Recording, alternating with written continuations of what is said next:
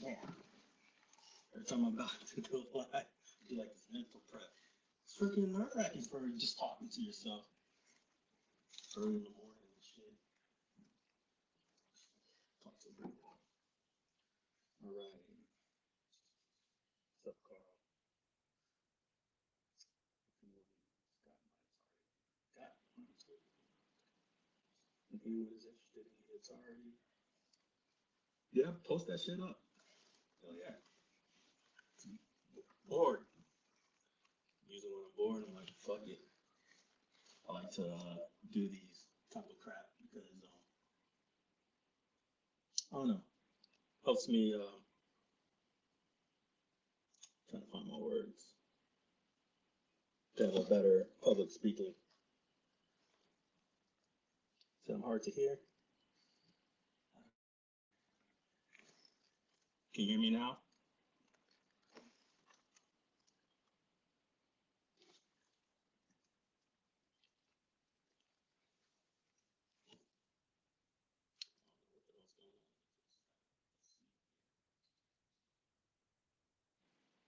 Mood should be good. Anybody give me some feedback from Carl? If you can hear me or not?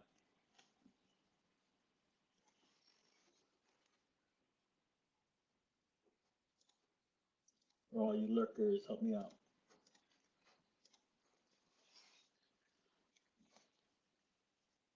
Still low? Let's try this. Can you hear me now better?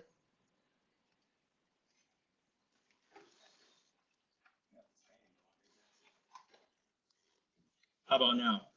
Maybe I should just speak up louder. Does that work better?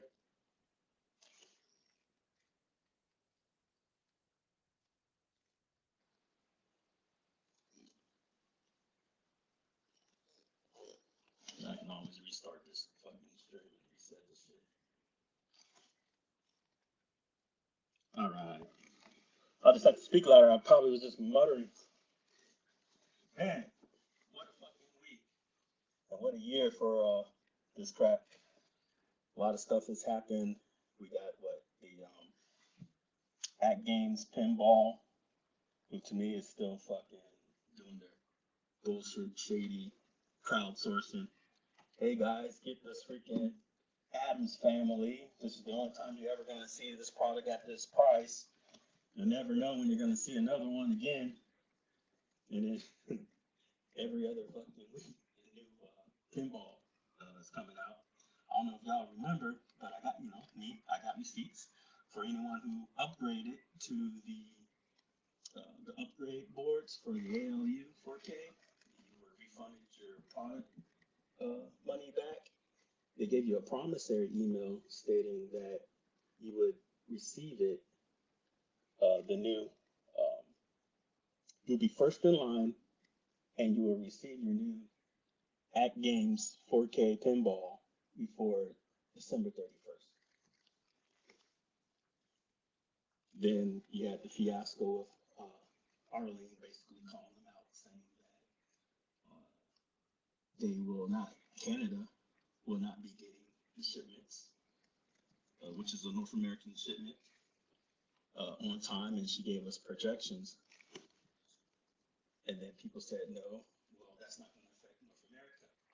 She stated it will affect North America to include the United States of America. Obviously, she had to edit her post, even though she's head in charge. And then now they keep pushing the dates back because, we have people who are friends of these influencers and sales that talk to people. So I already knew the heads up about the projected dates that they're going to send out. So they pushed it out all the way up to February or end of Jan, Feb, and March, and it just keeps extending. Problem is, if you had they promised, because I got an email and I even did a video on it, that if they change the dates, which they did, they will offer you a refund. So I emailed them and called them out about it. saying I'm no longer satisfied with the date and the product. I would rather either I get refunded or be able to change my SKU for a different product. They told me no, that they're going to try to keep my money. So, fuck you, PK, and fuck you, At Games. I showed my bank the receipts, and they sided with me and gave me my charge back. Because you guys are scum who has a poor ass business model. It's standard. If you put out a promissory on expected dates and you change it, as a consumer, it's just good customer practice to refund it. And then everybody can just walk away.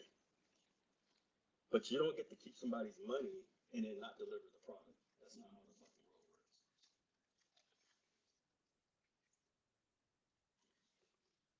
Do I still sound muddled, Canada still? Because I'll just restart the whole thing.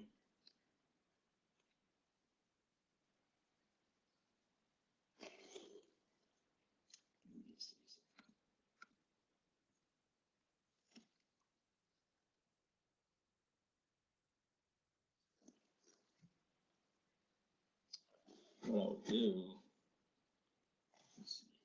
Oh, I know why. See, the shit's still on. Hold up.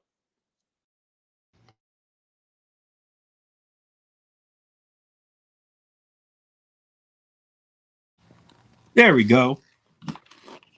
Better? Son of a bitch. These things were on.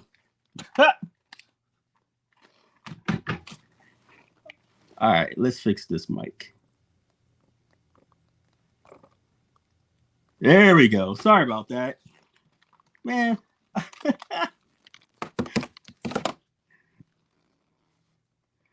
All right. Boy, oh boy. Yeah, so a lot's happening.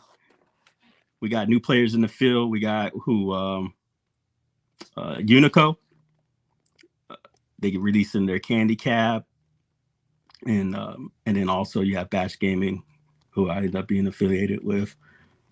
And they're releasing their Bash box. Yeah, go ahead and link it, Carl. Anything you want to link it up if you think it's going to be beneficial. What's interesting, I'm noticing about this Candy Cab is that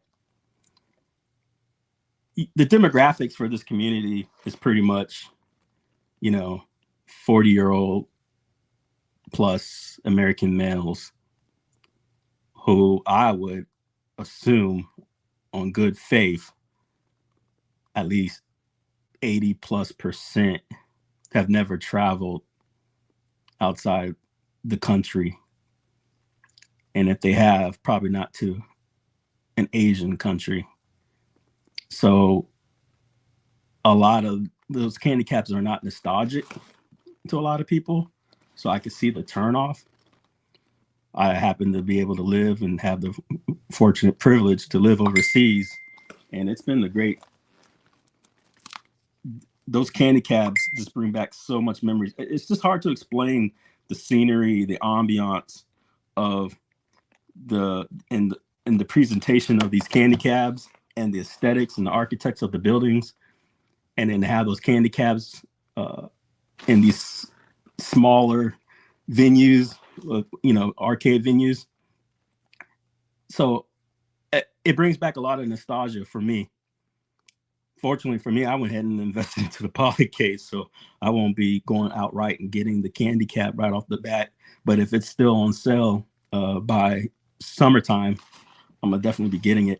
But I do know what I am going to get immediately and pre-order. I'm going to get the stand, the base. I know it sounds silly, but for me, I have a slot machine. What do they call it? Pachislo, whatever. And not a pachinko, but the actual normal slot machine. And it was it's a Cowboy Bebop theme one. So I'm gonna put that on top of the candy cab. So I think that's gonna be pretty cool. Then I'm gonna go for the the candy cap bar top. The chairs, I know people looking at them chairs, probably like, man, them dinky little chairs, and why so much? But once again, if you have nostalgia for these candy caps, it's because they're identical replicas of the Sega arcade stools that are in those arcades. When I looked them up, they were going for like about $250 each. So I think you get two of them for like $230.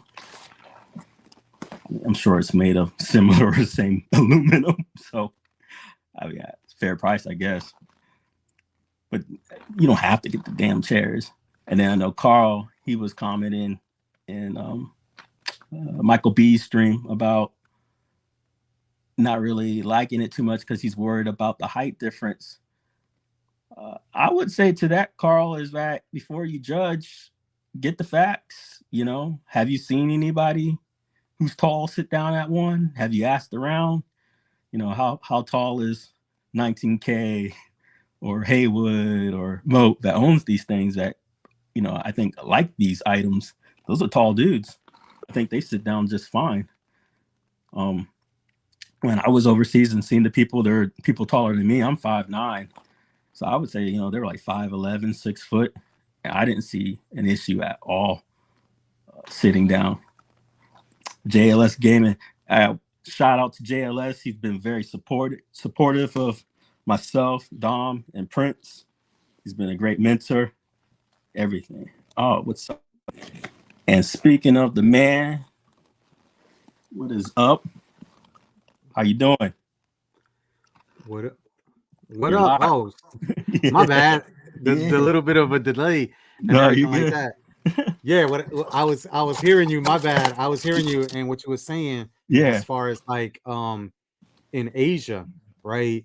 You telling no lies, which is crazy because you think Street Fighter has Sagat and Sagat's so tall, right? So they got like that real extreme, but everything out there, you know. And I'm especially in my younger days, right? Before your spine starts contracting, you know, I'm 5'11", and I went to Bangkok. Pause. Right, I went to Bangkok, Thailand, and they had a robe. I went to I think it was the Shangri-La Hotel. They had a robe there for me. They had slippers, and man, I'm only a size 11 foot, and my foot was hanging off the slipper. You know what I'm trying to say? So it's hanging off the robe. You know, I'm not a big cock diesel or even a big, super big chunky dude, but the robe fit like, what was it, Tommy Boy, and rest in peace, the comedian over there. That was so it's much smaller, and even if you look at it, right, the Street Fighter 6, they have that place where you go around the arcade, and in Asia, a lot of the arcades, they kept up with arcades. Unlike the US, a lot of the arcades were sit down, were more modern, right? With the Candy Cab, Astro Cities, Fulexes, Chulexes, which are the bootleg Fulexes, right? The Chinese knockoffs, right? So I get it, but that furniture that's expensive though, man. $249.99 for some stools. That's the only thing I'm not getting. I can't contest. Like, I'm like, damn, you know. But here's the deal. It's a real niche market, and I'm only playing devil's advocate because I agree with you. Like, you'd be a fool probably to buy for $250. But here's where it comes to play.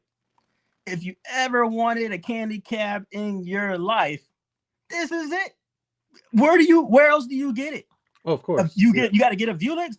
Those are even more. But this is like the closest replica that I've seen, especially to something that's already popular, the old school Neo Geos. And then when you look up the stool, it's the actual Sega arcade stools design. Yeah. And I don't see, unless you buy those exact stools, I don't see those exact stools being sold anywhere else. So I think he's kind of has the market right now that if you were in the market, even though it's niche, to buy those exact stools, his would be the best option. Yo, Mensa, check this out too. Yeah. Watch. Oh, you got it?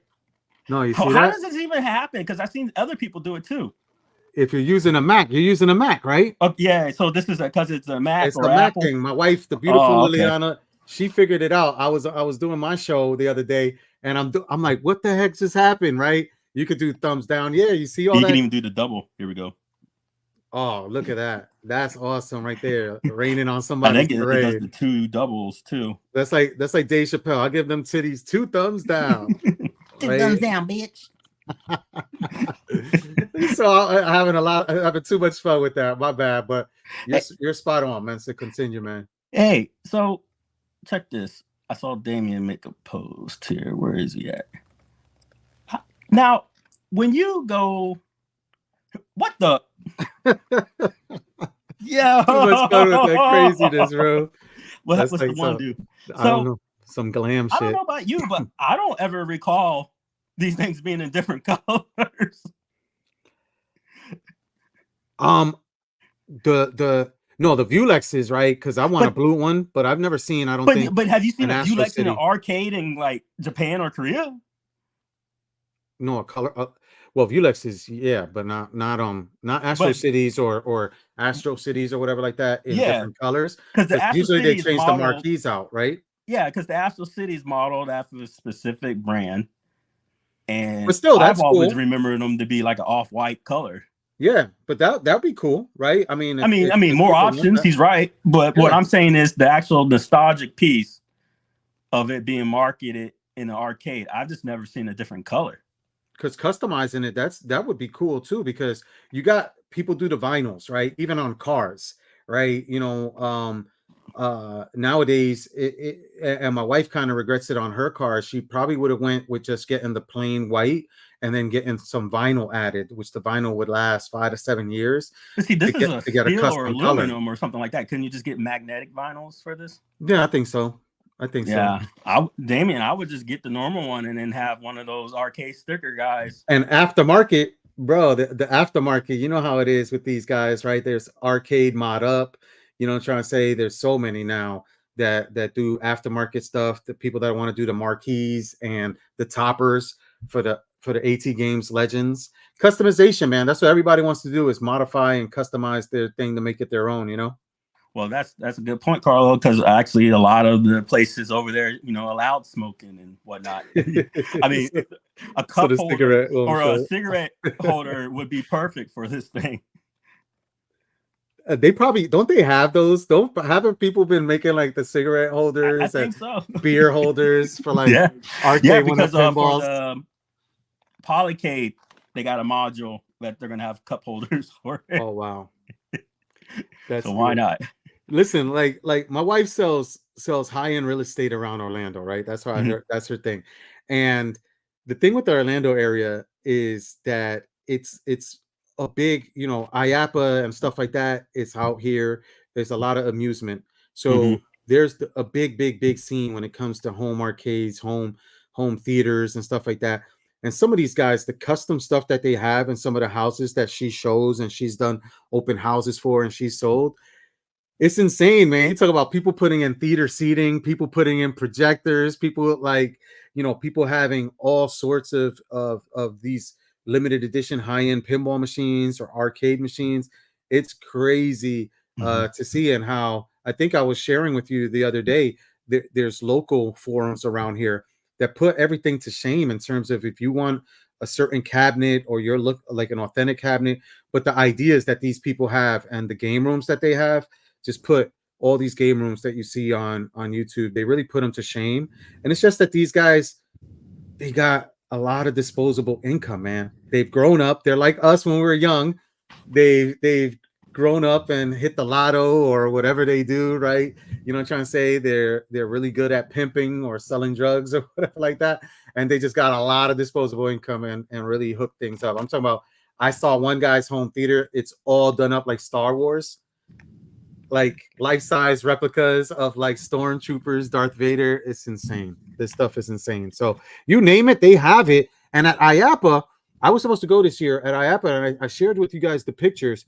They had some racing sims. So people are over here talking about, oh, Fast and Furious, A1 Up, da-da-da-da-da. Dude, they had some racing sims there at IAPA that are in the $30,000 range. Good God. And there's a market. Like, people are buying them, and these are the ones that you go in there, It's got the seat, the freaking yoke wheel for real, the screens all around you, right? I got that force feedback for like the PlayStation one. It is fun. $30,000 racing sim. I'm like, what? And they're out there showing it off, exhibitors, right? That event is an exhibition event for people. Maybe a Dave and Buster's wants to buy it or something, or do the licensing, or these extreme home arcade game room people that will buy it and put it in their game room to just sit there and, you know, think they're F1 racing all day. Crazy. Phil says he was a Cydia designer. The custom home. So for those who don't know, this is Will LaSalle. Cydia was those programmable. Canada Phil. Cydia was those programmable like multifunction remotes or whatever like that, right? Yeah, that you could connect everything, right? I think, yeah, because I used to be more hands-on with those teams in my day job. I'm a CIO CISO, so usually somebody like that reports to somebody that reports to somebody that reports to me.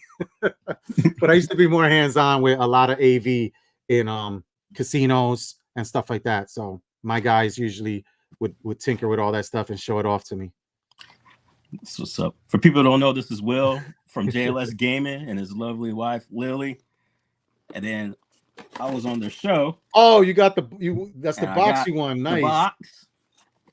And it is called the GG Retro Box. And you said your daughter was designer for this, right? As far as like this is her thing. Yeah, she just turned 16. It's an entire platform, right? I don't want to shill it on your show, man. You know what I'm saying? I was actually just give it a 5 second. You came on, yeah, I was going to talk about this. Yeah. I didn't even know he was showing up. This is off the cuff. No, you know, I told you, man. I was like, I gotta catch up with stuff. I gotta come to the studio. Yeah. So usually when I do any shows, it's upstairs. So this works out perfect. Yeah. So I got to do a video. Not to bore everybody out there. I know everybody's wrapping things up for the holidays and trying to take their break. Their kids are going to be home for like 2.5, 3 weeks. I got to do a freaking, what the hell are those dating apps? You see, this is how you know I'm faithful. I don't know the damn name of the dating apps, but one of them, like whatever them dating apps, I got to do that. I got to create a 3-minute video. You know what I'm trying to say? So I got to make sure I'm looking, you know, cute and everything like that, to be able to get a mentor for a startup that I have in the cybersecurity space. Yeah, so they want to mentor us. Listen, I know my limitations. I'm not good at sales and marketing. My wife said Tinder, so I don't know if to be scared or hope that she just Googled it and not find out that she has a Tinder profile out there trying to replace me, man. But anyway, so yeah, so I've been doing that. So I'm in the studio, so I'm like, I know all the time when you go off the cuff, I'm like, I stay in the audience, but I'm like, dude, I got some time to kill. My wife's got to go. I'm home, so I got some time to kill. But I appreciate. I'm glad you got the box. The second boxes, that's box 1, the box style. The second boxes went out last week as well, right? You won one on our show. Someone else, little one, won another box. She got a box 2, which that has super awesomeness. And show him that cool character, man. I love. That's my grandson, by the way. That's my grandson. Awesomeness. Because we all know how Nintendo likes to copyright strike anything. So his name is Awesomeness. It's spelled AWESOME. I'm not a spelling bee champion. NES. And if you look at him, he's an old school Nintendo Entertainment System chibi robot. You know, he's our mascot. And every month, the boxes are going to have brand new art on there. The boxes themselves are collectible. You know what I'm trying to say, Mensa? Yeah. We're up to box 2. Box 3 happens in January. I'll put my Akari sticks in this. And no, but look. I got another IRK stick, and I'm going to be putting my Akari Warriors controllers in my IRK. New IRK panel that I just got yesterday from Jeff Beachy. He's selling the storage unit. Yeah, and then I'm gonna so when Glenn's Viper comes through, I'm basically got a Akari Warrior theme IRK Viper board. So because the stuff is quality, man. I know you got yours. Yeah, the stuff is I like quality. it. And I know I said it beats crocheting and stuff like that. I know the box. Listen, I know there's been stuff out there. The box is sturdy. It can handle these beasts that play, but still. So for people who don't know, Glenn's been getting a lot of shit because of the box. See, but see, people aren't thinking outside the box. He's a STEM guy, okay? And because of that, the controllers, you were just going to receive the joystick and the buttons, you know? So he's like, you know what?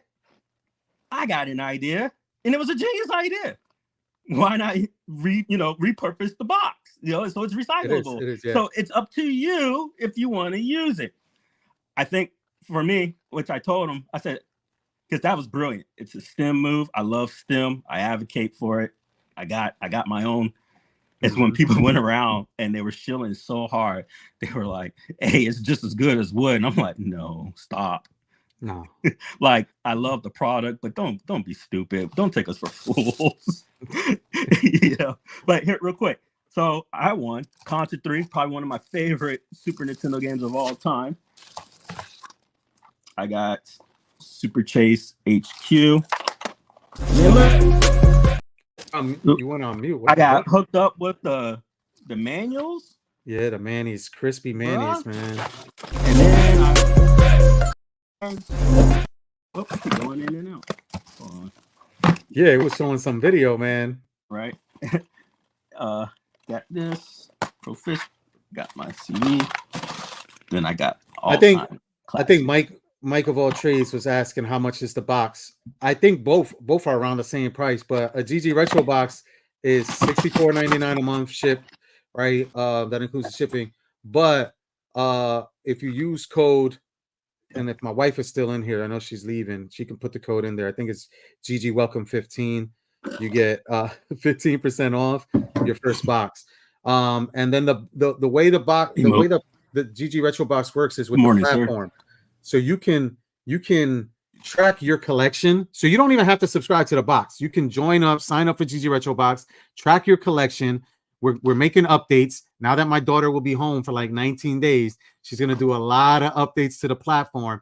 What we're aiming to do is the platform itself can track your collection in real time. So just like you could track your stock in real time, you'll see your collection. I don't have any games up here, man. If I was downstairs, I'd show you my collection and stuff like that. And it could track your collection in real time. I just awesome. Got a great deal. So for all you guys out there, I'm not shilling in them, but for all you guys out there, I got a great deal on Mercari. Well, please do. This is good stuff. I'm trying to collect all the Castlevanias. I'm only 2 away from the full collection of all the Castlevanias, right? So you name it. And the 2 I'm missing is Castlevania Legends for the Game Boy. And I collect complete in box. I don't collect loose for my personal collection, right? And Dracula X for the SNES. So those are the 2 I'm missing. They're both like probably $750 to $900 in price charting. But I got a great deal on Mercari. And that's the stuff. You can track your collection as you get games on your own, right? Or if you get games in the subscription service, you'll track your collection in real time. You can even put how much you paid for it, like stocks, right? And you can see over time how it adjusts. So this is very transparent. You know, you're not getting ripped off, and you're not just getting whatever. And then, as Mike says, you're not getting duplicates. Yes, you don't exactly, Mike. I'm sorry, I missed that. You don't get any duplicates. Oh, my beautiful wife was home and brought me. So like I just copied. Say hi and you put it right there. Hey, how are you? I covered her face. So I ended up copying Castlevania Symphony of the Night, right? Black label. I posted the picture on it. I got a great deal on this. I think I paid on Drip. Shout out to Chitty during his Halloween show. I paid like $95, right? But it's worth probably like $125, $135 or something like that. So in the platform, and you can use your phone, you can use your desktop, you can type it in, you can scan it, you can use the OCR from the phone, recognizing the barcode, and track your collection, import your collection. We're working on some stuff to import, export. And again, I don't want to be shilling on your show, but we're working. You got me excited. That's the only reason I'm talking about it. It's off the cuff. And this is box 2, guys. So this is Awesome NES's bigger brother, right? Super Awesome NES. And guys, this is his daughter's project.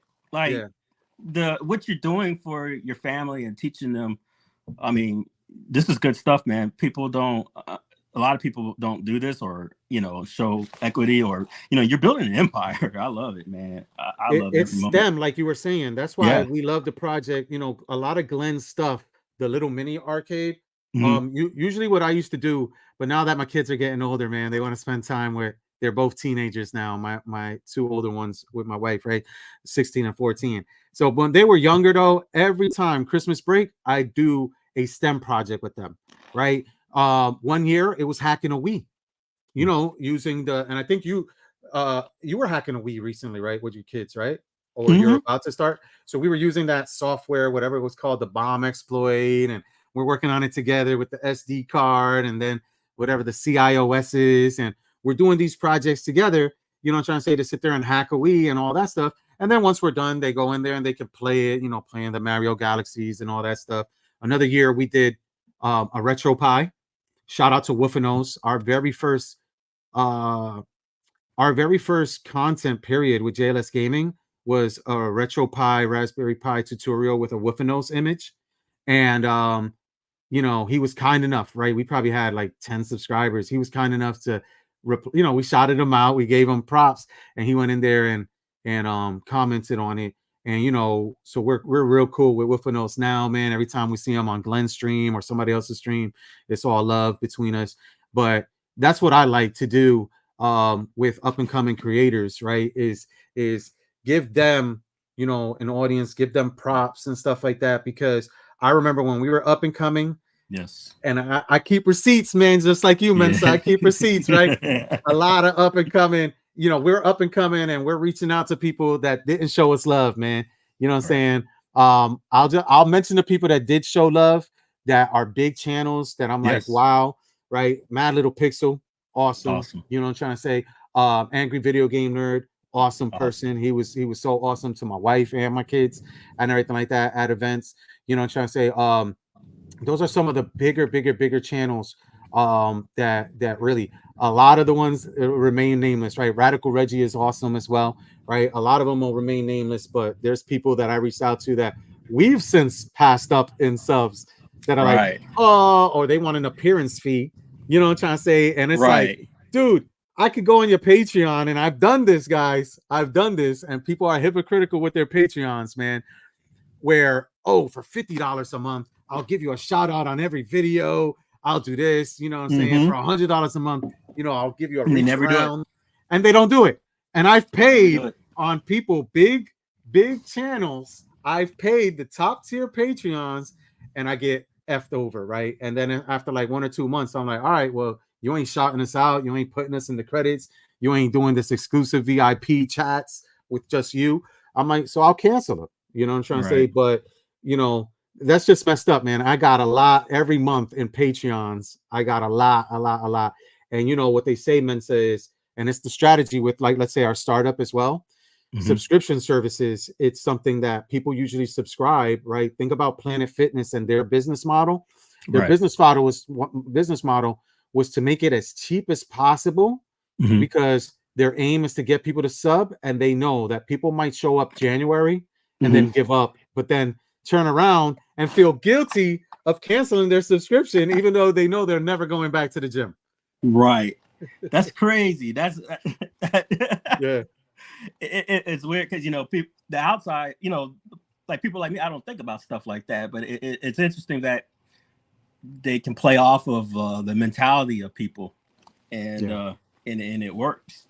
But it's I guess all that's that psycho stuff. Yeah, right. they it's well, like I learned that movie theaters, they don't make income by showing movies. Don't get me wrong, you got to draw on the crowd, but the real income is from their food vendors, the popcorn, all that. You go and you buy like what, a $5 ticket, $10 ticket for a movie, then you're paying $40 for the food. That's the flip. And then I read that it's the popcorn. Soon that aroma, as soon as it hits people, boom, that's where it draws them in. So as soon as new popcorn's gonna be popped, as soon as a new movie's about to start, because it draws them in. And that's the crazy part about it, right, Mensa? That I don't know the proper term. If somebody out there knows the proper term, but that's part of that marketing stuff where they know people's psyche, the mentalities, what they do. What you were I know from describing, the I know for the military we call it psyops, hmm, and that's probably a well, it good term works, for it. or at least they're acknowledging it works because you're not allowed to perform those type of stuff on American soil.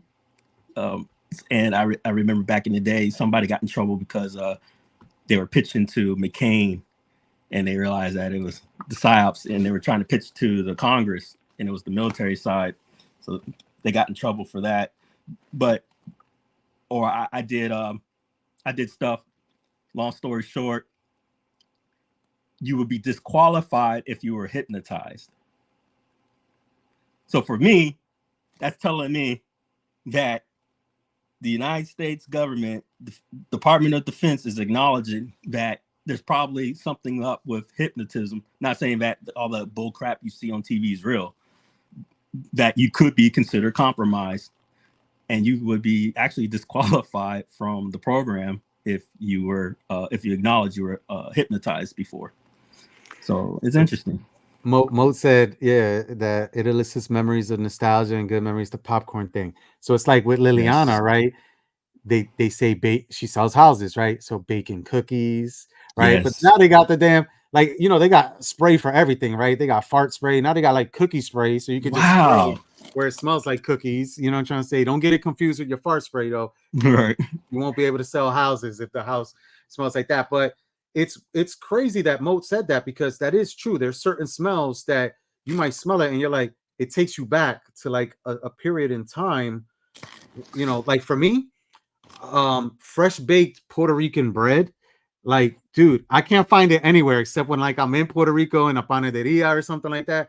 But it's like that smell would immediately like just trigger happy thoughts and stuff. In Williamsburg, they do a lot of their reenactments because they will they either the colonial side has a lot of either replicates or the original stuff still up, and so the actors will be in like the homes that you go to, and they're cooking like legit meals from the time period only by the means of the time.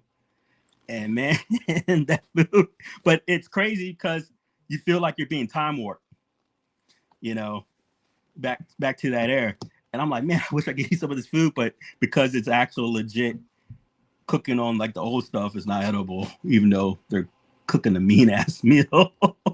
That's crazy, right? When you think about that, right? Like, because I mean, it was a whole chicken, and they had the carrots and cooking it in that cast iron, and I'm just like, oh, you think about like like somebody roasting a pig in a pit in the backyard, right? You know what I'm trying to say? Like stuff like that. Like that stuff is good, bro. Like, and that's just old school. I don't know if this is a wives' tale or whatever like that, but barbecue. Okay. Like I thought that they were saying it because, like, my wife's Portuguese, and from like barbecue, they say from the barb to the Q, which is like that means from like the beard to their ass, because Q means like goo, which means their butt, their butt. You know what I'm saying? So it's weird stuff like that. But you think about a lot of that stuff, and I'm Puerto Rican descent, and a lot of the Indians and what they named and how they cook things, and a lot of these foods is still how you cook it today. But now you got to use these $99 Teflon or whatever the freak they are, non-stick and everything like that. But how they cook the stuff back in the day, or sometimes YouTube takes me on this rabbit hole, man. And there's this guy that shows how he survives. Go ahead. It's Haitian, apparently, and this is why that for your wife, for the Portuguese side, and I know it's not the same, but they're close by each other. It's referring to the framework of sticks used to cover the meat over the fire. But the Spanish explorers, because what's next to Haitian, right? Haitian encountered this method, also referred to the results of cooking the meat as a barbecue. So it's BARBACOA.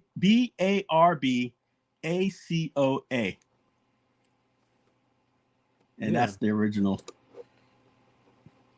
And So it got that's just interesting stuff, so man. the Spaniards, what do you call it?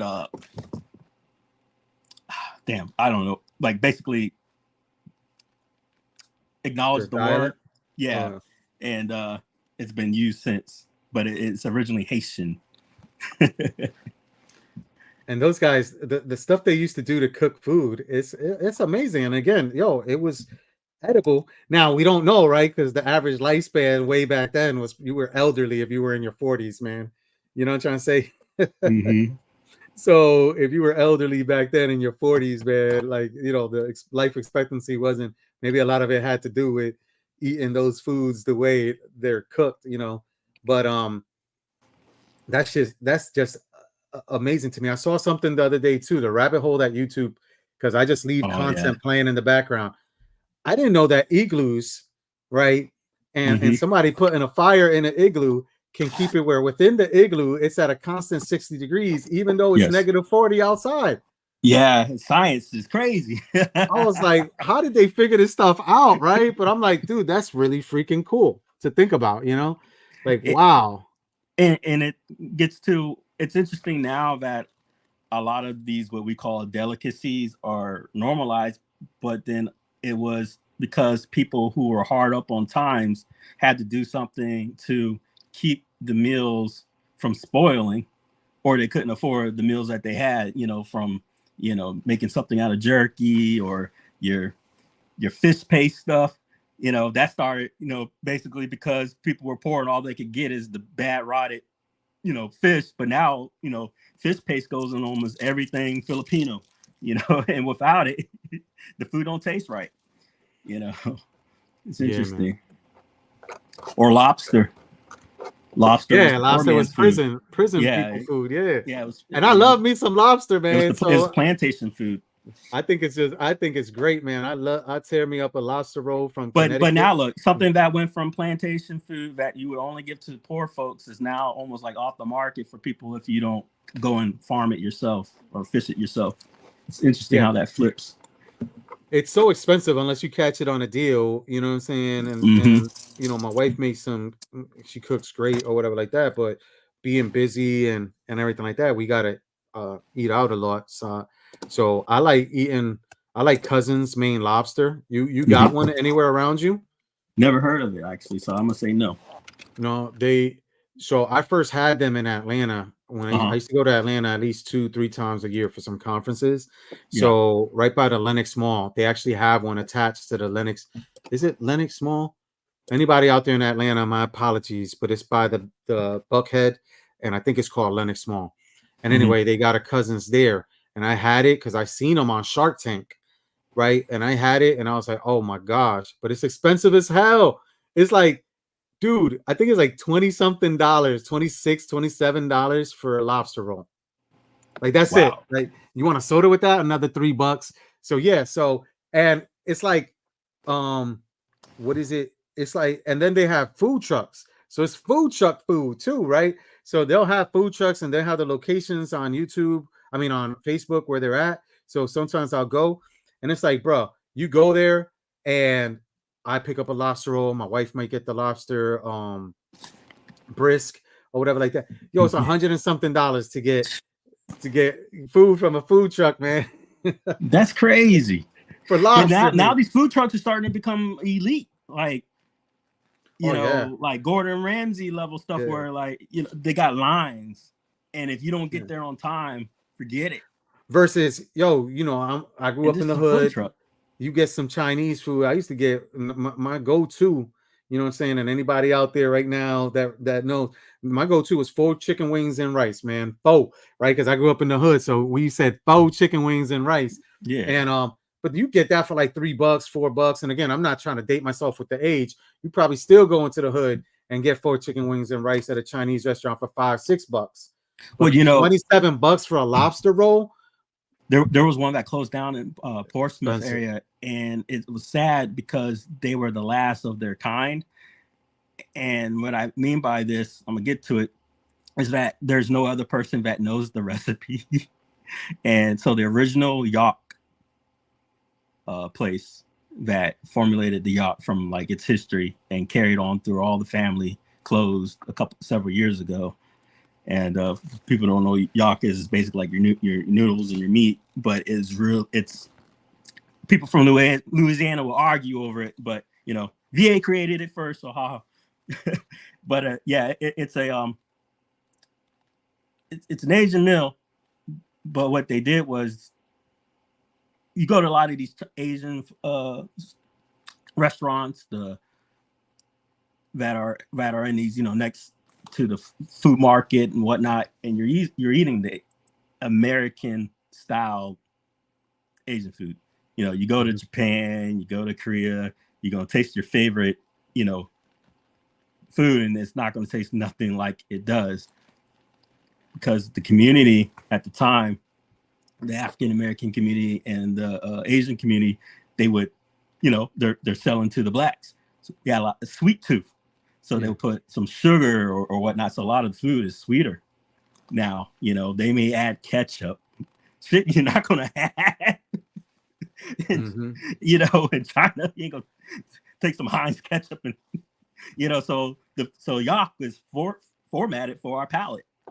And yeah, so it was sad that place got closed.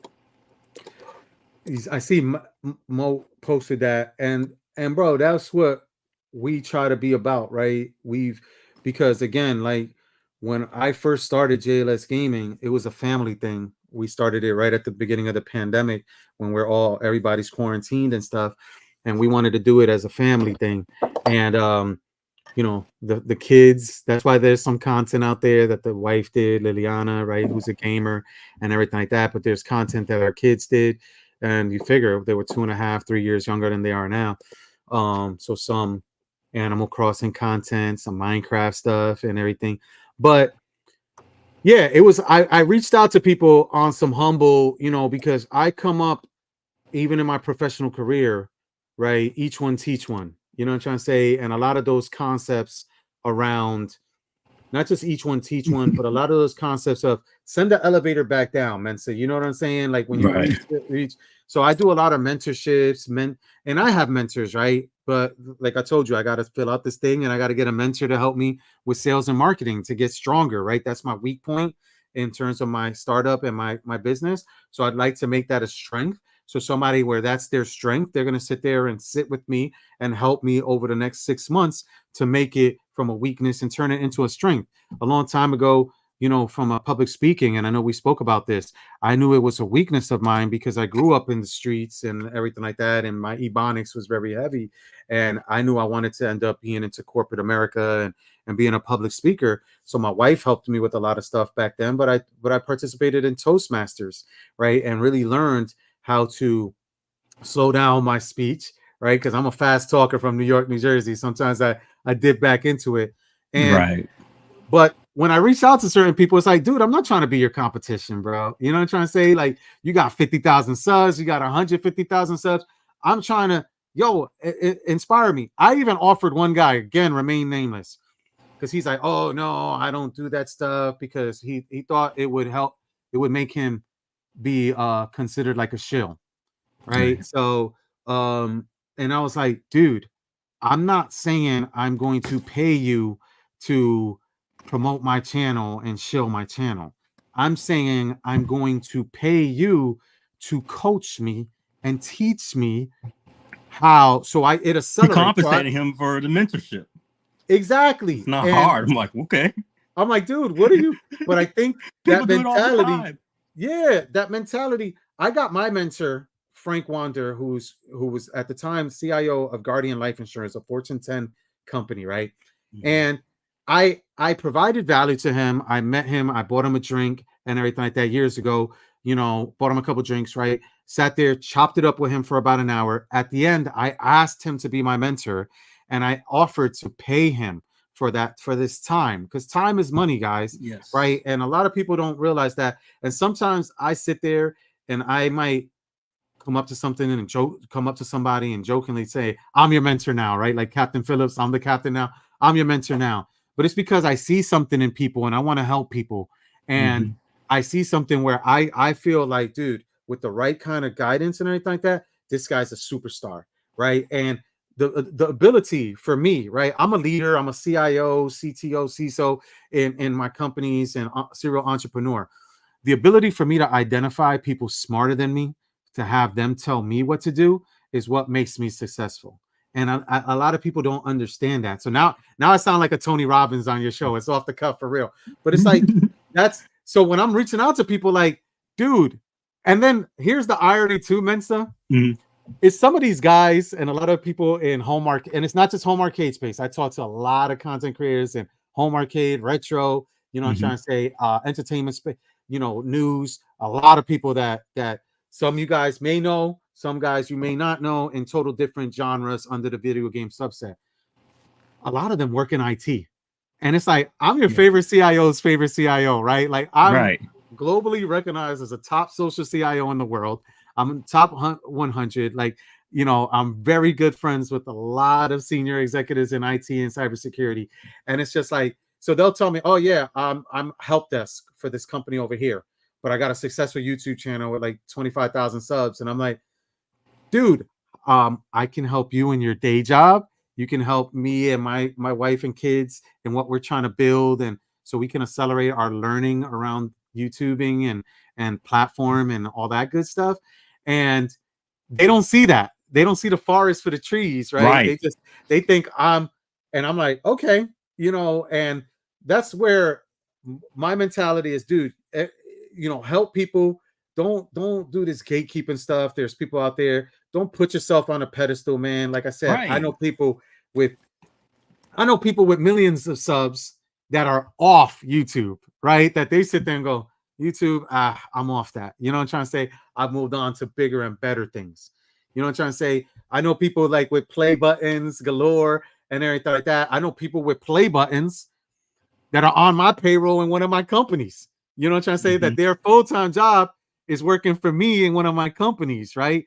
And again, totally separate from YouTube, because at the end of the day, man, if we all help each other, and I forget the quote, right? You might know it better than me, Mensa, because I think it's more like a maritime Marines type quote, but it raises all the ships, right? So if we help each other, you know what I'm saying, that raises everything. If we create, because what a lot of people don't understand is video games as an industry, especially during the pandemic, this was eye-opening. The biggest acquisition that Microsoft ever did, Microsoft, a company that's been around a lot longer than a lot of us, even in this chat right now, right? 40 something, almost 50 years, right? The biggest, a rising tide raises all ships. Yeah, Mo hit it on the dot, right? Yeah. All right. On the, whatever, on the dot. I said dot, so I used another one. But you see that stuff, right? Yeah, we got to give that to the heavy metal, you know, Ozzy Osbourne, love stuff to Mo. But that kind of stuff, what it ends up doing is we help each other. The industry is growing. During the pandemic, video games made more money than sports and entertainment combined. Entertainment, which includes movies and music, and sports, which includes soccer, like all over the world. The number one, right? Like it beats out cable and shit now, right? Dude, it's crazy, right? The biggest acquisition ever was the acquisition by Microsoft, right? The video game industry is projected to grow. Everybody was complaining about this antitrust. It's beating porn. Everybody was complaining about antitrust. So video games. So when I tell people, I'm like, listen, in my second career, I want to do 3 things in my second career, right? Because the death of Kobe Bryant, rest in peace, affected me significantly. The 3 things I want to do is music, cannabis, and video games, right? My passions when I was a kid. My passions, okay? I don't puff and anything like that right now or anything like that. You know, there's nothing against it, right? It's legal in so many states and countries, right? I've worked CIO. I was CIO of everyonedoesit.com. If you guys visit them, and they do bongs, grinders, e-cigs, all that stuff in support of cannabis industry. And they got acquired by a Canadian organization. But people don't understand. They think games are games. They think video games is games, and they don't understand how big of a business it is, how big of a pie. That pie is just getting bigger and bigger and bigger. Microsoft's strategy and their acquisition of Activision is a very telltale sign. Look back at it in 2035. Yeah, guys. TV shows, movies, toys that you could do off of these video games, which they're doing. Which they're doing now, which properties, which that's why Nintendo will be the next Disney. Good. Nintendo will be the next Disney. Yeah. because they've worked on their IP, and you know Disney really exists completely off of innovative uses of IP, right? I heard Sony is doing a live action of Zelda. I think that's like one of those like confirmed rumors. Yeah, don't get me started on that though, man. 'Cause Yeah. that's the crazy. What are people's thoughts in the chat on the live action Zelda? Because my thing about it is twofold. How are you going to fit in an hour and a half to 2.5 hour movie any Zelda game at all? Explain that to me. Explain how you fit it in an hour and a half, 2.5 hours. I think they will have to go off to the original Zelda theme. Which he was 8 years old. So you got to get an 8-year-old. You know, my 9-year-old can't walk around with a shield and a damn sword and a boomerang. So I think they should have kept it. I think they're going to make him like a teen adult Link. So like, what story? And again, I'm a huge. So I told you, Zelda and Castlevania are my two joints, right? I have every Zelda. I have every Zelda CIB. Period. But y'all and Mike. Yes. What the heck? You know what I'm saying? Wouldn't it be funny if that's the running theme? That would be tough to even write. That would take forever to write. Like, There's been a couple movies that I'm only doing the bullcrap devil's advocate. There's been a couple movies where my favorite. The guy didn't even speak. Soldier. You ever remember that one? It was like dude, that has to be. Like he spoke like maybe 4 times throughout that movie. That would be Oscar winning. Like if a 16-year-old can just convey an entire movie that's the main character with just facial gestures, hand gestures. Have you ever played that game ICO? ICO? Yeah. Yeah, I mean, that was real emotional, and all the guy was doing was like, hey. That's a lot like Zelda too, right? But I just don't get it. It's going to be cross CGI for sure.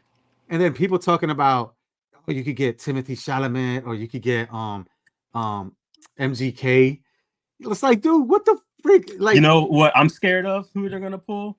That Tom Hardy guy, the freaking Spider-Man kid. Oh yeah, I'm like, please. Oh, he's getting too. By the time they come out with the next trilogy of Spider-Man, he's getting too old because that's supposed to be the college years. Yeah. And you know, he's already talking about, because he's like whatever, 26, 27. I think they're gonna pass the torch to. I think they're gonna pull a Miles. Here's my theory. The Spider-Verse movie, third one, final one. And with that, they're going to do a crazy ass crossover like they did for Teen Titans Go bit, where at the end, he goes from the cartoon world and they're going to pull a Spider-Man, Ultimate Spider-Man bit like they did in the comics. He's going to go to the alternate universe. That alternate universe is going to be our reality, live action. Yeah.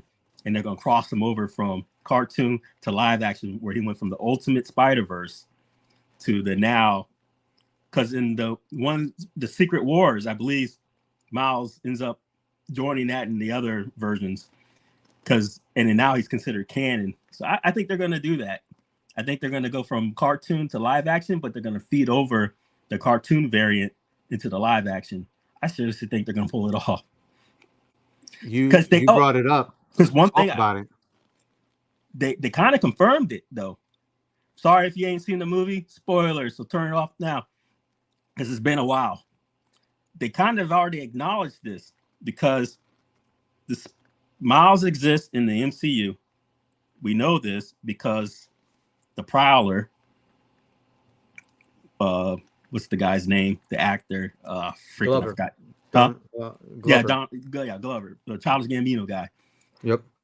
He played the Prowler, and he talked about his nephew, which is Miles. But then in the Spider-Verse movie, he was the Prowler, and he acknowledged the fact that there's Miles. So, you know, like, guys, it's confirmed. Tag your MCU, because we about to get into MCU Spider Universe conversation. Tag your friends, join in. So if any of you guys, because Mensa, you're spot on, right? And in the Spider-Verse, the cartoon ones, right? Mm-hmm. There is the crossover, like you said, with MCU. Then, spoiler, listen, it's been out for months too, the game. Right. In Spider-Man 2, you know what I'm trying to say? And it should only take you about 25 hours to 100% it. For real. You know what I'm saying? And that's even enjoying the game. But in the in the Spider-Man 2 game, there's a scene that ties Spider-Man 2 so that Insomniac universe, which by the way, another thing we could talk about, Insomniac got hacked. You know what I'm trying to say? Did you see that? They got their whole, let's talk about that. It might get you copyright stricken or people knocking on your door, Mensa, but we could talk about that in a minute. Jamie Foxx acknowledged it too during the with Electro. The Electro, when he said, "Man," he's like, "He was you're a handsome man," and but he's like, "But I thought you were going to be black." That was a shout out to Miles. And they and here's the thing. Remember, in the MCU and the variants and the multiverse, which it's infinite, right? Infinite. And in 3 days, I think, What If season 2 starts, right? Like, dude, hey Gallagher guy, hey Carlo. You know what I'm trying to say? Like, this stuff is insane because what you're describing, Mensa, right? Mm-hmm. You don't know, a variant is not just a variant because it's an alternate universe. A variant also is a time displaced person, right? So they are who they are. But they might be, this one's showing up in your time period right now, but it's a future self of you. Because that's what's great about was part of it too. Even though people can consider it cheap, write out or whatever, but I love it because it is. You got to understand that writers come and go, people come and die, they pass. You can't keep the same story over. So you have like 15 different comics out there, and it's all Spider-Man, but they're on different stories. So you got to follow along the right story path for that Spider-Man. But we all have this accepted canon base, aka Spider-Man is named Peter Parker. He was bit by a radioactive spider. He's got an uncle named Ben and an aunt named May. Like, this is just canon stuff that doesn't normally get changed. Then your different Spider-Man comics, they change them for whatever, because stories, people move on, it progresses. But what this variance crap gets to do, which is great, is acknowledge all these other stories, and I think it's smart. And they acknowledged it ever since, back. I mean, hell, when you were watching the cartoons with the whole Spider-Verse crap, I mean, it went down with Madam Web, And you have to do that stuff because I forgot what it's called. Because again, they're not going to age in real time, right? It's like the Simpsons. The Simpsons is around when when some of us weren't even born. You know what I'm trying to say? I remember it on Tracy Ullman. You know what I'm saying? The little skits. And them motherfuckers don't age. Again, I'm sorry, my language. I don't want to get demonetized. No, I cuss all the time on here. Yeah. So they don't even age. So with comic books, you think about it, because it's like, bro, man, I don't know if I could be 40. I'm 45, man. I don't know if I could be 45 fighting crime, bro. You know what I'm trying to say? Pulling off some Batman shit. You know what I'm saying? I don't know if I could be doing that. So you gotta de-age them somehow. Speaking of Batman, that aging story went well, I think, on Batman Beyond. Yeah. Because did you ever see the follow-up how that kid ended up being? Amanda Waller set this whole shit up. She got Bruce Wayne's DNA injected into some lady. Husband had sex, but it was Bruce's DNA that overrid the guy's DNA. So Bruce basically got birth to this lady's kid. So he raised him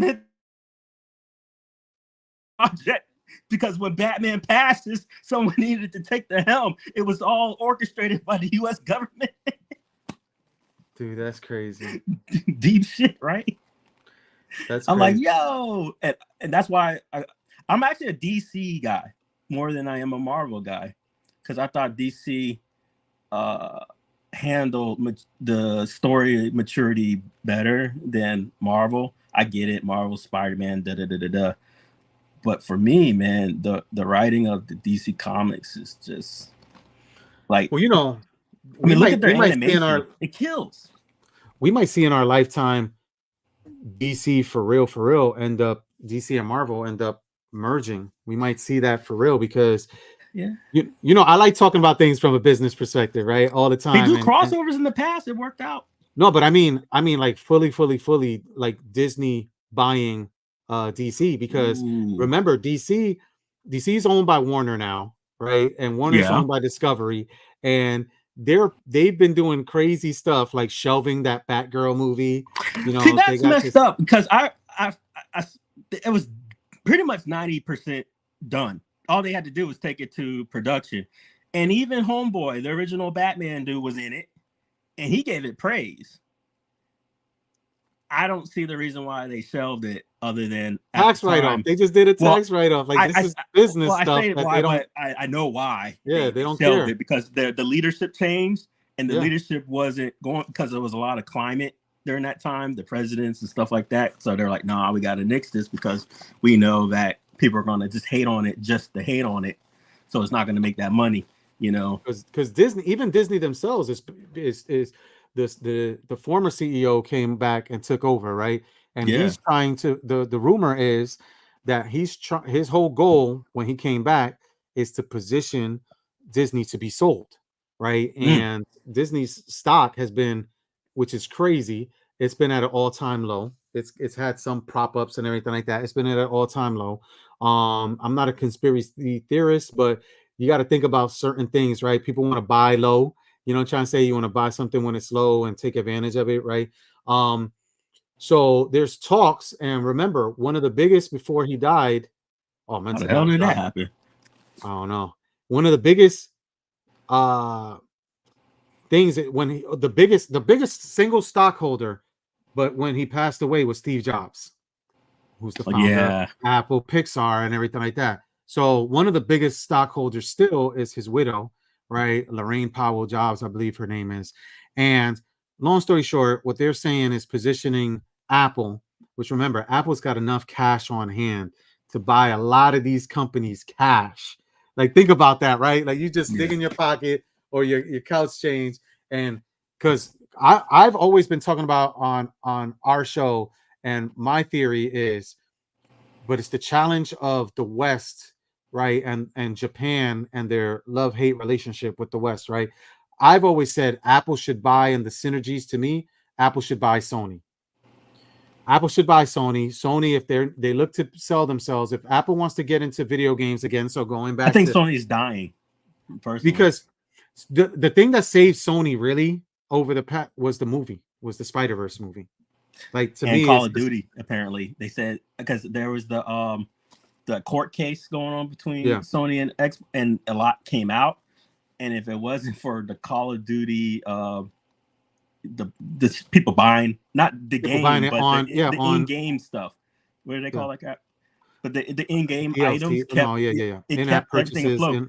So just from that alone, they said that Sony was able to make Sony exclusive games just from the profits alone from the Call of Duty in-game purchases. So let's talk about the hack that happened. So again, hopefully this doesn't get you copyright stricken or anything like that, because it's fresh. So a hacking group hacked Insomniac, which you know is part of Sony. And if you guys know, one of the biggest things with Sony was they keep getting freaking hacked. They had the PSN hack, I think a few Christmases ago, right? Yeah. They had that big hack where they found out. I'm getting all these phone calls too, man. My bad. So I'll drop shortly, man, to return some of these. But they got this hack where people revealed, right? I forgot who it was, where women were getting paid less than equal stars in equal billing in movies, and all this crazy stuff. And it happened. A lot of people were saying it was Korea because of that movie where they were doing, I think it was called The Interview or something like that, where they were poking fun. Seth Rogen, and they were poking fun. So anyway, a hacker group hacked Insomniac and basically revealed their entire roadmap to 2035, including budgets for their games. So to say what you were saying, man, says so right now their budget for Spider-Man, for Venom. So the next game supposedly coming out next year is Venom. Lethal Protector Venom, and it's supposed to be kind of like what Miles Morales was, where it was like an 8 to 10, like in between Spider-Man 1 and Spider-Man 2. So Venom Lethal Protector will be in between Spider-Man 2 and Spider-Man 3. Supposedly Spider-Man 3 is going to be in 2 parts, kind of like Final Fantasy VII Remake. It's like 3 or 4 parts. And each one of them has a $120 million development budget, with $30 million of it being marketing. Jesus. So think about that. Video games having budgets bigger than a lot of freaking movies. Because we were talking about this the other day, and for you guys that saw Godzilla -1, I've been hearing great things about it. I love those type of movies. They made it on a $15 million budget. Meanwhile, Godzilla Kong 2, I believe, right? That has a $200 million budget, right? Between marketing and production. So, and people, they're killing it with this Godzilla -1 movie that was done, and they're singing so many praises. It's gotten nothing less than a 95 score, I believe. And that's amazing. And that just shows you that you can do stuff. But yeah, they got a $120 million budget per game. You see that? You got the great highlights there. So why is it seem that lower budget movies are just for me? I mean, I guess it wouldn't be objective, but subjectively better. Is it because you think the people are putting in so much heart to make something more presentable that now they're forced to use their creativity? Otherwise, when they have the money thrown at them, they just get cheaper and cheaper. It's like Adam Sandler. Like every time his budget went up, his movies just got shittier to me. Just give that man $15 and I'll be laughing through the movie. And then he gets these $100 million movies like Click and crap like that, and it's just dookie. That. And hey, anybody out there, comment and stuff like that. But you bring up a great point, Mensa, and I think it's the same thing with we grew up, how we grew up, and the music. I'll tie it back to some music and creativity process, right? The music that we listened to from artists back then, right? It was that hunger. It was that I'm making $1 out of 15 cents. When you give somebody all this extra budget, they get fat, right? They sitting there saying, "Oh, we got big budget. I'm gonna get this big superstar, and I'm gonna use it, and I'm gonna spend it in this manner. I'm gonna spend it in that manner." So I think what it ends up being, what it boils down to, Mensa, is like, and you were describing it with food earlier. We were poor growing up, so we used everything on a chicken. We used everything on a pig. You know what I'm trying to say? Yeah, exactly. We did this because you get extra creative. So when you got creatives who already their minds think differently and they're hungry and they got that hunger, they put out fantabulous shit. But then when you get fat, dumb, and happy, and I'm a Wu-Tang, rocking the yellow, I grew up on Wu-Tang and everything like that. I can't listen to 55-year-olds rapping about selling crack 35 years ago. I listened to their music from 35 years ago when they were hungry, when you can feel it, when you can. But I can't sit there. They 55 years old, man. Go get a colonoscopy, bro. You know what I'm trying to say? Like, I can't. Well, like, look at RZA now, right? With crack stories. Come on. Like, look at. Well, see, I appreciate artists because, like, for me, and they don't reinvent themselves. Once they don't, they die off. Yeah, exactly. Like, example, Linkin Park. He made it a good point. The Asiatic dude that was the leader of the group, he's like, you will not hear us ever sounding the same. We've moved. Like if you listen to like our fourth album, you cannot sit here and tell me, because he's like, we got a little bit of Motown, we got a little bit of da-da-da. So a lot of people will go like, oh, they betrayed no, it's because they're not stagnant, because artists move on. Like, people who draw and stuff, Picasso, he developed into abstract. He could draw his ass off, he's one of the best artists out there. He could do realism, whatever. And then people modeled after that. But Kanye West always changed. You never find his crap the same. Andre 3000, he's like, man, I'm 40. What I ain't talking about the streets no more. This mofo released the flute album, and he don't even know the notes. He's just feeling it, learning for like 8 years. I heard his track and I'm like, yo, this is some vibes. I was like, yo. Yeah, they say it's real. And guess what? He's ad-libbing. He don't know what the fuck he's playing. Gallagher I'm guy. Like, yo, this guy's good. Gallagher guy brought up a great point about charging them. That's true, man. That's true. Like, but how do you hide that? How do you really, really, really hide that? I mean, if you're making something that it's loosely, right? But how do you really hide that? Where people aren't going to charge you? This is Star Wars Blue Harvest. What's that about? Well, so what Gallagher guy, please participate in there and post more on it. Well, he's basically saying like, you charge a premium, and I'll come through, where people sit there and say, oh, I know it's this person, I'm gonna charge them a premium. Right, so it inflates these budgets because that they can afford it, right? Right. And I'll give you an example. I have a client that's a very in my day job, JLS Tech, where I'm a cybersecurity, and I'm their CISO, their Chief Information Security Officer. So I have to sit there, but the business unit is a small business unit. It's a division of this huge company that makes phones, TVs, refrigerators, and stuff like that, as you can imagine. That's not based in North Korea. But so I do this stuff. So now I need to get security and awareness training for them. And I talked to a vendor about that, and they go, well, so who's the client, right? And I tell them just the parameters. 30 users, we need this, we need that. Oh, okay, how much is that going to cost me? Well, what's the client? As soon as I tell them the client, they get the fucking biggest chubby in the fucking world, right? And they go, oh, and then I'm like, dude, what the hell? That's bigger than my budget. What are you talking about? They can afford it. They're a $1 billion multinational corporation. They can afford it. You telling me they can't afford this? I'm like, dude, this is a smaller subdivision of that division. Yes, that's their parent company.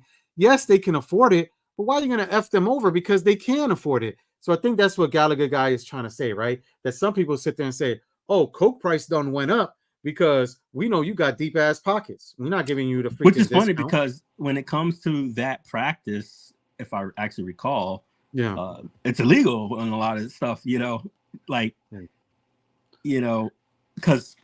I'm trying to think. Especially if they collude. Especially if that's what I'm talking about. All the agencies collude to keep the price up.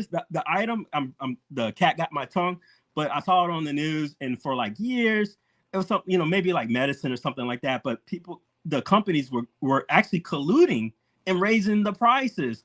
The federal government just got on them, and they're like, oh yeah, they got to pay over. We're talking like hundreds of billions back to the government, to push back out because they got caught slipping. But that's crazy. It's amazing. But that definitely Gallagher guy, that contributes to it, right? It's also what contributes to it is, right, what Mensa just described, right? And I'm originally from New York, New Jersey. So New York, New Jersey is a lot of unions, right? And there's always those jokes around the unions and all that stuff, and how the prices are jacked up considerably. They do less, they don't do anything, and there's always that joke that I'm gonna butcher it a little bit, but that these guys will sit there and they will charge you this much, right? They will collude with somebody else to not bid on that project, because what they'll do is they'll charge this much because they can get that much because of collusion, right? And then they'll give these guys the money to do it, right? And just keep the delta, right? That's so crazy. See, companies colluded. So yeah, that's what Gallagher guy's saying. He's saying exactly what we've been describing, right? And dude, that's true.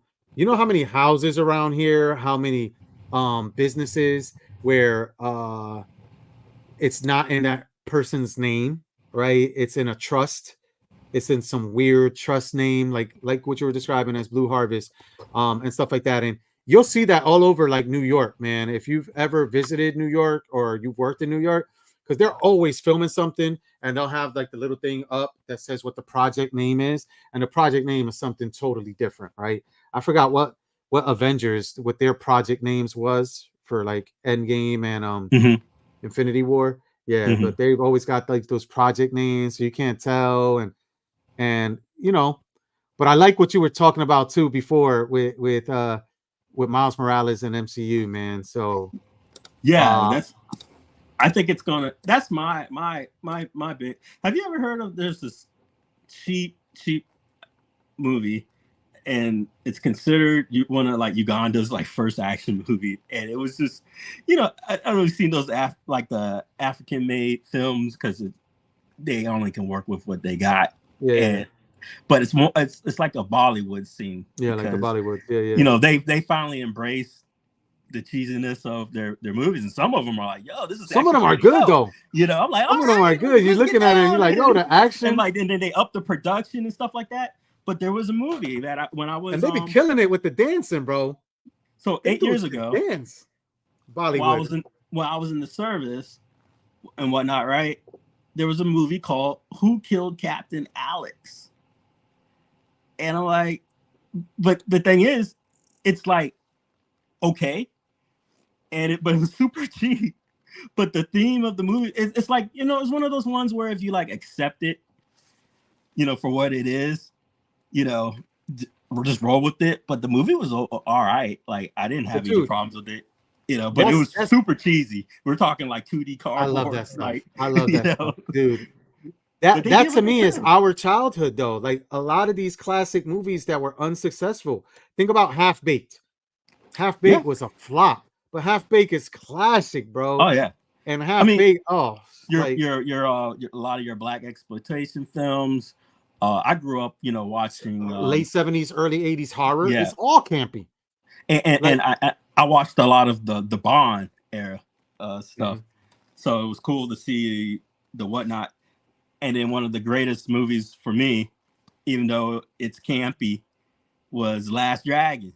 You know, Last Dragon. Yeah, man, like perfect fusion. And I will watch it on repeat, man. Just rewind, watch again, rewind, watch it again. And it's good. Fun, bro. It's fun, right? But have you just think about this? There hasn't been a movie made in that style, and I'm talking about like your 90s theme. What happened to just movies like, you know, True Lies, you know, Die Hard, where, you know, The Rock, or just this classic, you know, Rising Sun, you know, these classic movies that had a story, a beginning and an end, and it was original writing. But now there's this algorithm format, and the biggest algorithm format movie I think you will see is the one that Will Smith did. It's like on Netflix, where he was like this fantasy world, and it's like AI wrote it, where, you know, it just followed the standard, the way movies do. Like if you watch like a lot of movie trailers and you put every single movie trailer side by side without the sound, they pretty much go in the same pace. That kind of algorithm, you know, it's pretty much set. And I just don't. I wish they would bring back the old format of the 90 movies. And it sucks because when you watch these old trailers for these old 90 movies, they don't do them justice at all. Yeah. You know, it's like, dang, you got, like, I showed my son the trailers to some of this stuff. Sounds cheap and stupid as hell. But it's like, man, you got to watch it. Gallagher guy brought up a good point too. Shawshank Redemption was a flop, and now it's a classic. And that's weird because it was my favorite. I like that movie a lot too. It's one of the few movies I've watched multiple times. Yeah. In one crazy movie I used to watch on repeat as a kid, which is weird, is Dead Poets Society. I used to watch it over and over and over. I still probably can't even tell you what the movie's about, even though I watched it so many freaking times. And that's the thing. It's tough for me to watch movies multiple times. I used to watch every MCU movie twice. I would watch it in the movie theater, and then as soon as it comes at home. And then sometimes, like I said, when I'm working, like today, I'm basically playing hooky, chilling with you for a little bit, right? But usually when I'm at work, I'm working at home, I just have things on in the background and I'm watching, and it might take me 4 hours to watch a 1 hour and a half movie because I'm constantly pausing it to take these phone calls and these tangents to go on, or meetings. But I usually have that stuff on in the background. And it was MCU movies for a really long time. I would watch MCU movies in the background, especially in anticipation of the culmination with Avengers Endgame and all that stuff, and trying to see stuff here and there. But there's very few movies, but I love old school horror, man. I love the Friday the 13th, the Nightmare on Elm Streets, right? I love Bruce Campbell. Oh, Bruce Campbell. Yeah, you were showing me. Oh, that's awesome. Evil Dead. But I love the Evil Dead, man. I love the TV series. I love, like, dude, like it's because of that campiness, because of that. It's fun. Like, to me, that stuff was really fun. But I think nowadays everybody tries to go for these big spectacles and they forget about making good movies. Like right now, the rumor is Marvel is doing complete reshoots for Captain America 4. And it's like spending even more time, even more money to come out with that with that movie. And there's so much potential in that movie in introducing the Red Hulk potentially. You know what I'm trying to say? Yeah. And the whatever it is, that group that they're gonna have, that like their version of like Suicide Squad, right? So it's like Yeah, I the Thunderbolts, Thunderbolt, yeah. right? Yeah, so Yeah. it's like with Thunderbolt That's Ross. a and that's everything. a classic team, man. They're an important team too. So it's like why my thing with the MCU is like, dude, I think they need to record to film Spider-Man. Guys, whatever you guys think out of there too, man, contribute in the chat, jump on if anything. I think they should film 4, 5, and 6, Spider-Man 4, 5, and 6, his college years in a row, like how they did back in the day. They did Back to the Future 2 and 3, one right after another. They have a Lord of the Spider-Man Rings. problem. Spider-Man's not theirs. That's the problem. Same with the Hulk. It's not theirs. It's Universal. So, but I think Kevin has done a good job. Was it 5 whatever, as far as trying to keep it seamless.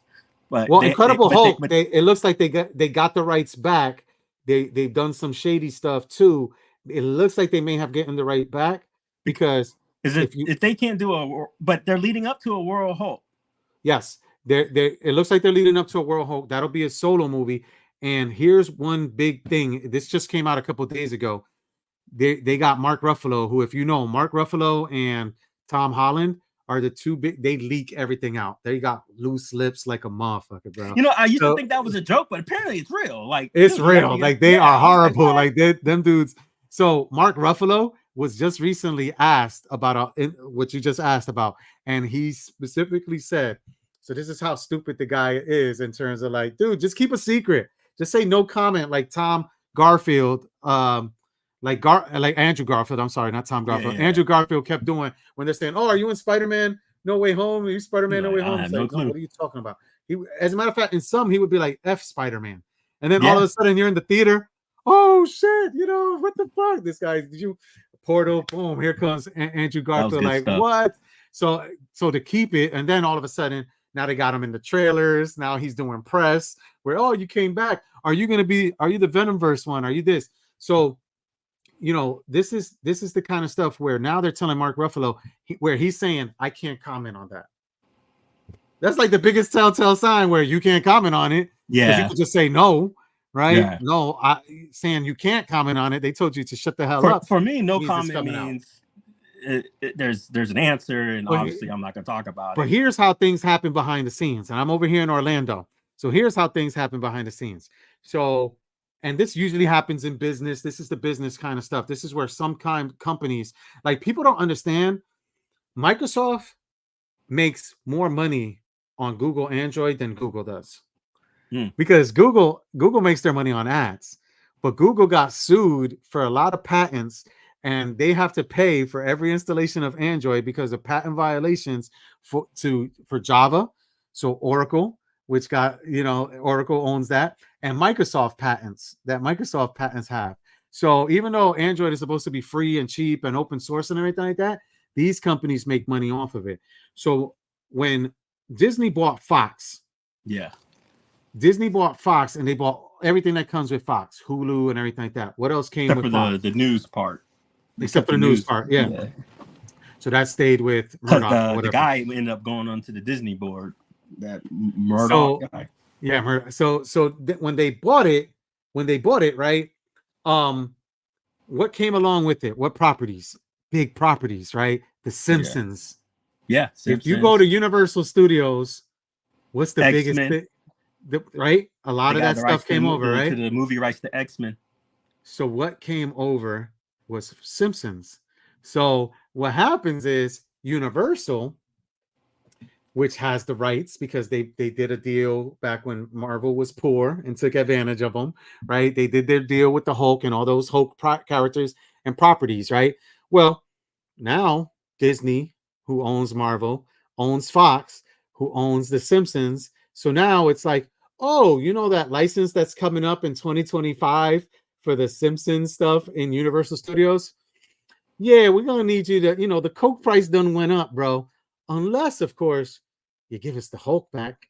Unless, of course, which a lot of people don't know, in Universal, they have Marvel rides. They have the Hulk ride. They have that stuff. Yeah, and in Universal Disney, they Hulk. don't. It's theirs.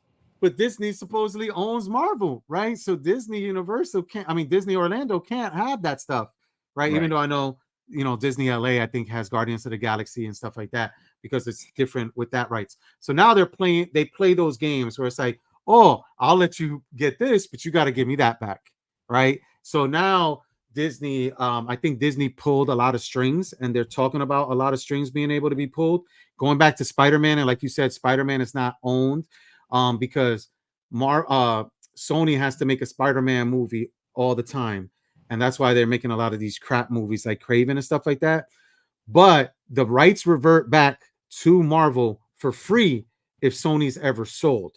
So my strategy has been, until Spider-Verse came out and Sony made a lot of money off of that, and they're making a lot of money off of Insomniac with the license. So my thing was for Sony to sell back to Marvel Spider-Man before they turn around and just sell themselves to Apple. That way they can make money. Because if not, because they're going to pay top dollar for it. Yeah, and it's a win. And Marvel will do it. Marvel will. At one point, Sony was selling. Sony was in bad shape, right before the PS5 came out. Sony was going to sell back. That's the irony, right? Sell me back my shit. Sony was going to sell back for like $3 billion cash, right? The rights to Spider-Man to Marvel, right? Mm-hmm. And Marvel's thought process around it was, we're going to make movies in perpetuity of Spider-Man. Oh, it's going to make a killing. They're going to make the that money back alone, just ticket sales. And then imagine, even if it takes them 15 years, which it'll be a lot quicker than the 15 long years, game. But yeah, they'll make the money back. Because these investors, kids and children, they're going to be living good. Yeah. So there was the talks, but a lot of this stuff, guys, that's what I like to do, because I'm an investor in Disney. I'm an investor in Apple. I'm an investor in Nintendo. So a lot of this stuff, I look at prospectus. I look at the business reports. I go to the investor meetings. I vote. Sometimes I vote people onto the boards. I vote people off. My votes don't count that much. I don't own $12 billion worth of stock where this person can influence it because it's this many votes. But I do my share. The guy used his board because he was an investor for like $3,000 into Nintendo. So what's that shit called? It's that paintball game for the Squid something. No, Splatoon. Splatoons, yeah, Splatoons. Is it Splatoon? Yeah, Splatoons. The guy called in and he was fussing him out because he's like, you're focusing too much on the girl characters and nothing's on the male characters, and we're only limited in character designs. And the guy, the president of Nintendo was trying to cut him off. Or not the president, but the creator. And then he still spoke, and he thanked him for his time, but he used that time and his investment to say, stop fucking with the male characters. And listen, think about that, right? But if investors chimed in, would we? I was watching Reggie dropped a video earlier today talking about his 5 or 6 games this year. And he was talking about Street Fighter 6 and this season pass crap, right? You got the Street Fighter 6 and you got like 12, 13 characters. You got to wait for the season pass, subscribe to it here, do this, get bullshit. This DLC, get that stuff. If people voted on it, would we really vote for that stuff as stockholders, customers, investors? No. So that's why these people go shoe fly, we know better than you, because they think about things from a pure, how am I going to get the fattest bonus in my pocket for Christmas?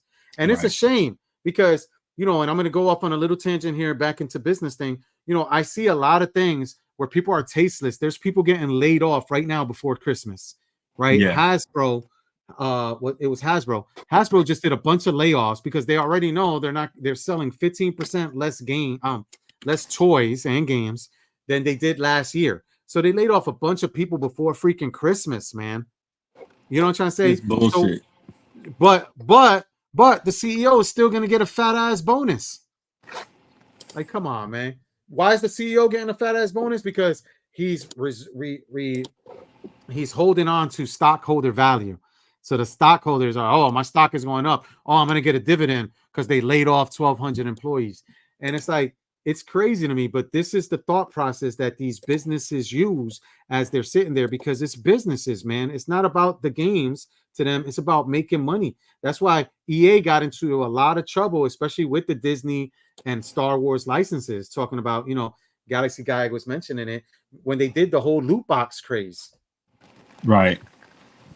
And you gotta think like this is how a lot of people don't want to go to all digital. A lot of people are absolutely right. How the hell do physical media go on sale and digital media doesn't go on sale, right? And people are losing licenses. Let's talk about that with II Arcade and what happened there. Oh man. So, but real quick, they said they Go ahead, invested buddy. $200 million back into their own company, but by investing, they're firing their people. That's insane. That's the same crap happened when the military was cutting forces, because force shaping, they like to call it, because they realize, oh crap, we don't have enough people. So then they hire thousands of extra people, and then they go, well, we got too many people because now there's peace. And then they kick everybody out. It was so bad that they were just kicking people out if you just got simple paperwork. I gave a troop a letter of reprimand. He got booted out the military in under 2 weeks just for a reprimand, because they were like, that was like the first choice. Like, oh, if you got paperwork, then you're gonna go. And it was sad because the next day I see them rolling into certain areas. They had 12 on a big old cart, 56-inch 3D televisions with glasses for their office spaces.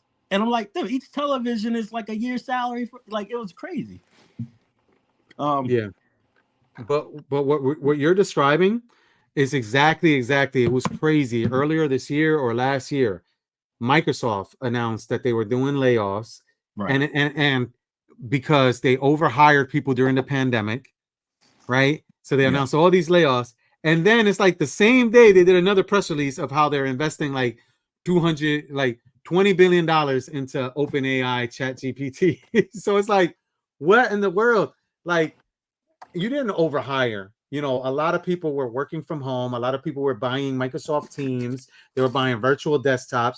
So you were hiring to meet that demand. As soon as they started going back to the offices, so this is the same kind of principle that you were describing, Mensa. As soon as people went back into the offices, now you're sitting there right sizing, and you're just basically robbing Peter to pay Paul. So, we'll lay off all these bunch of guys over here that we actually hired because we needed it. We had the demand over there. But now the next hot shit is OpenAI, ChatGPT. We're going to invest over here and go over here because it's as the wind blows kind of investing, Is it necessary for all the, like, Elon, he went into Twitter and was like, well, we don't need you. He may be right, but do you think everything he did was necessary to that Twitter actually did overhire? Or was he just mad at the new landscape that people were able to work just as well at home, if not probably more productive from their home environment than at the office? I get it that office space people can malinger, but I think there's ways to check on that. Maybe come in a couple times a week, kind of bit. But Mensa, you bring up a great point, right? And I got a great eidetic memory, so I use it as a weapon, but I'm gonna say your words because you've actually figured it out, right? And this is the thing. Sometimes the most logical solution is the simplest solution, right? Sometimes the most obvious is the simplest. It's right in front of your face. And what you said and what you described is significant, right? So with Lily, with this guy's saying, when they want to you described the stockholder that came in and voiced his opinion, right? And he voiced it to the executives and everything like that.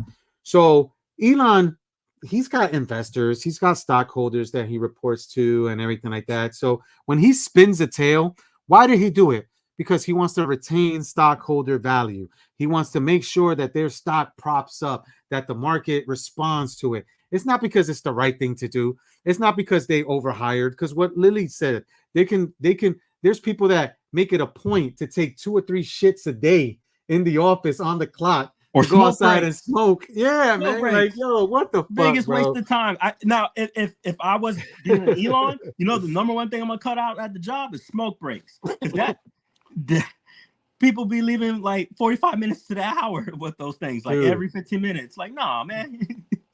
Like, yeah, like I wouldn't have a But you know smoke why area. I think he did it?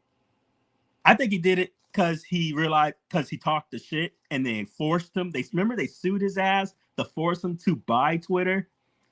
And then I think he did it to set himself up to make it fail. I really do. So He's he got can get that himself much out of money. the situation, you know, He's and got- sell the acquisition. He's got so much money that, you know, like how you said earlier, where Warner Brothers ended up giving back Batgirl and not even bringing it to light, even though and everything.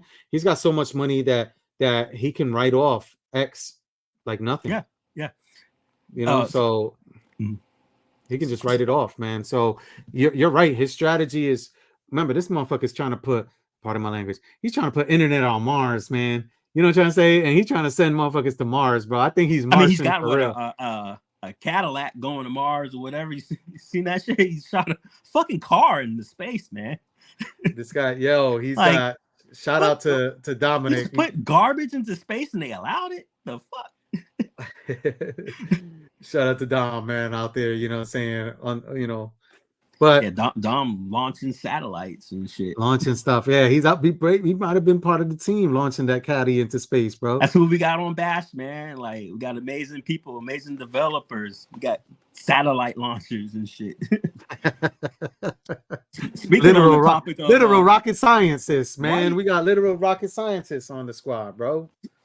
Trying to put out a great console experience. Speaking of IRK, you said talk a little bit on that license bit. That's sad. So, it's sad that's what's happening to people out there I see in the forums and stuff. So I think, well, Mr. Encoder believes it could be a bug or whatever, but here's my theory, you know. I don't think we're looking at a bug.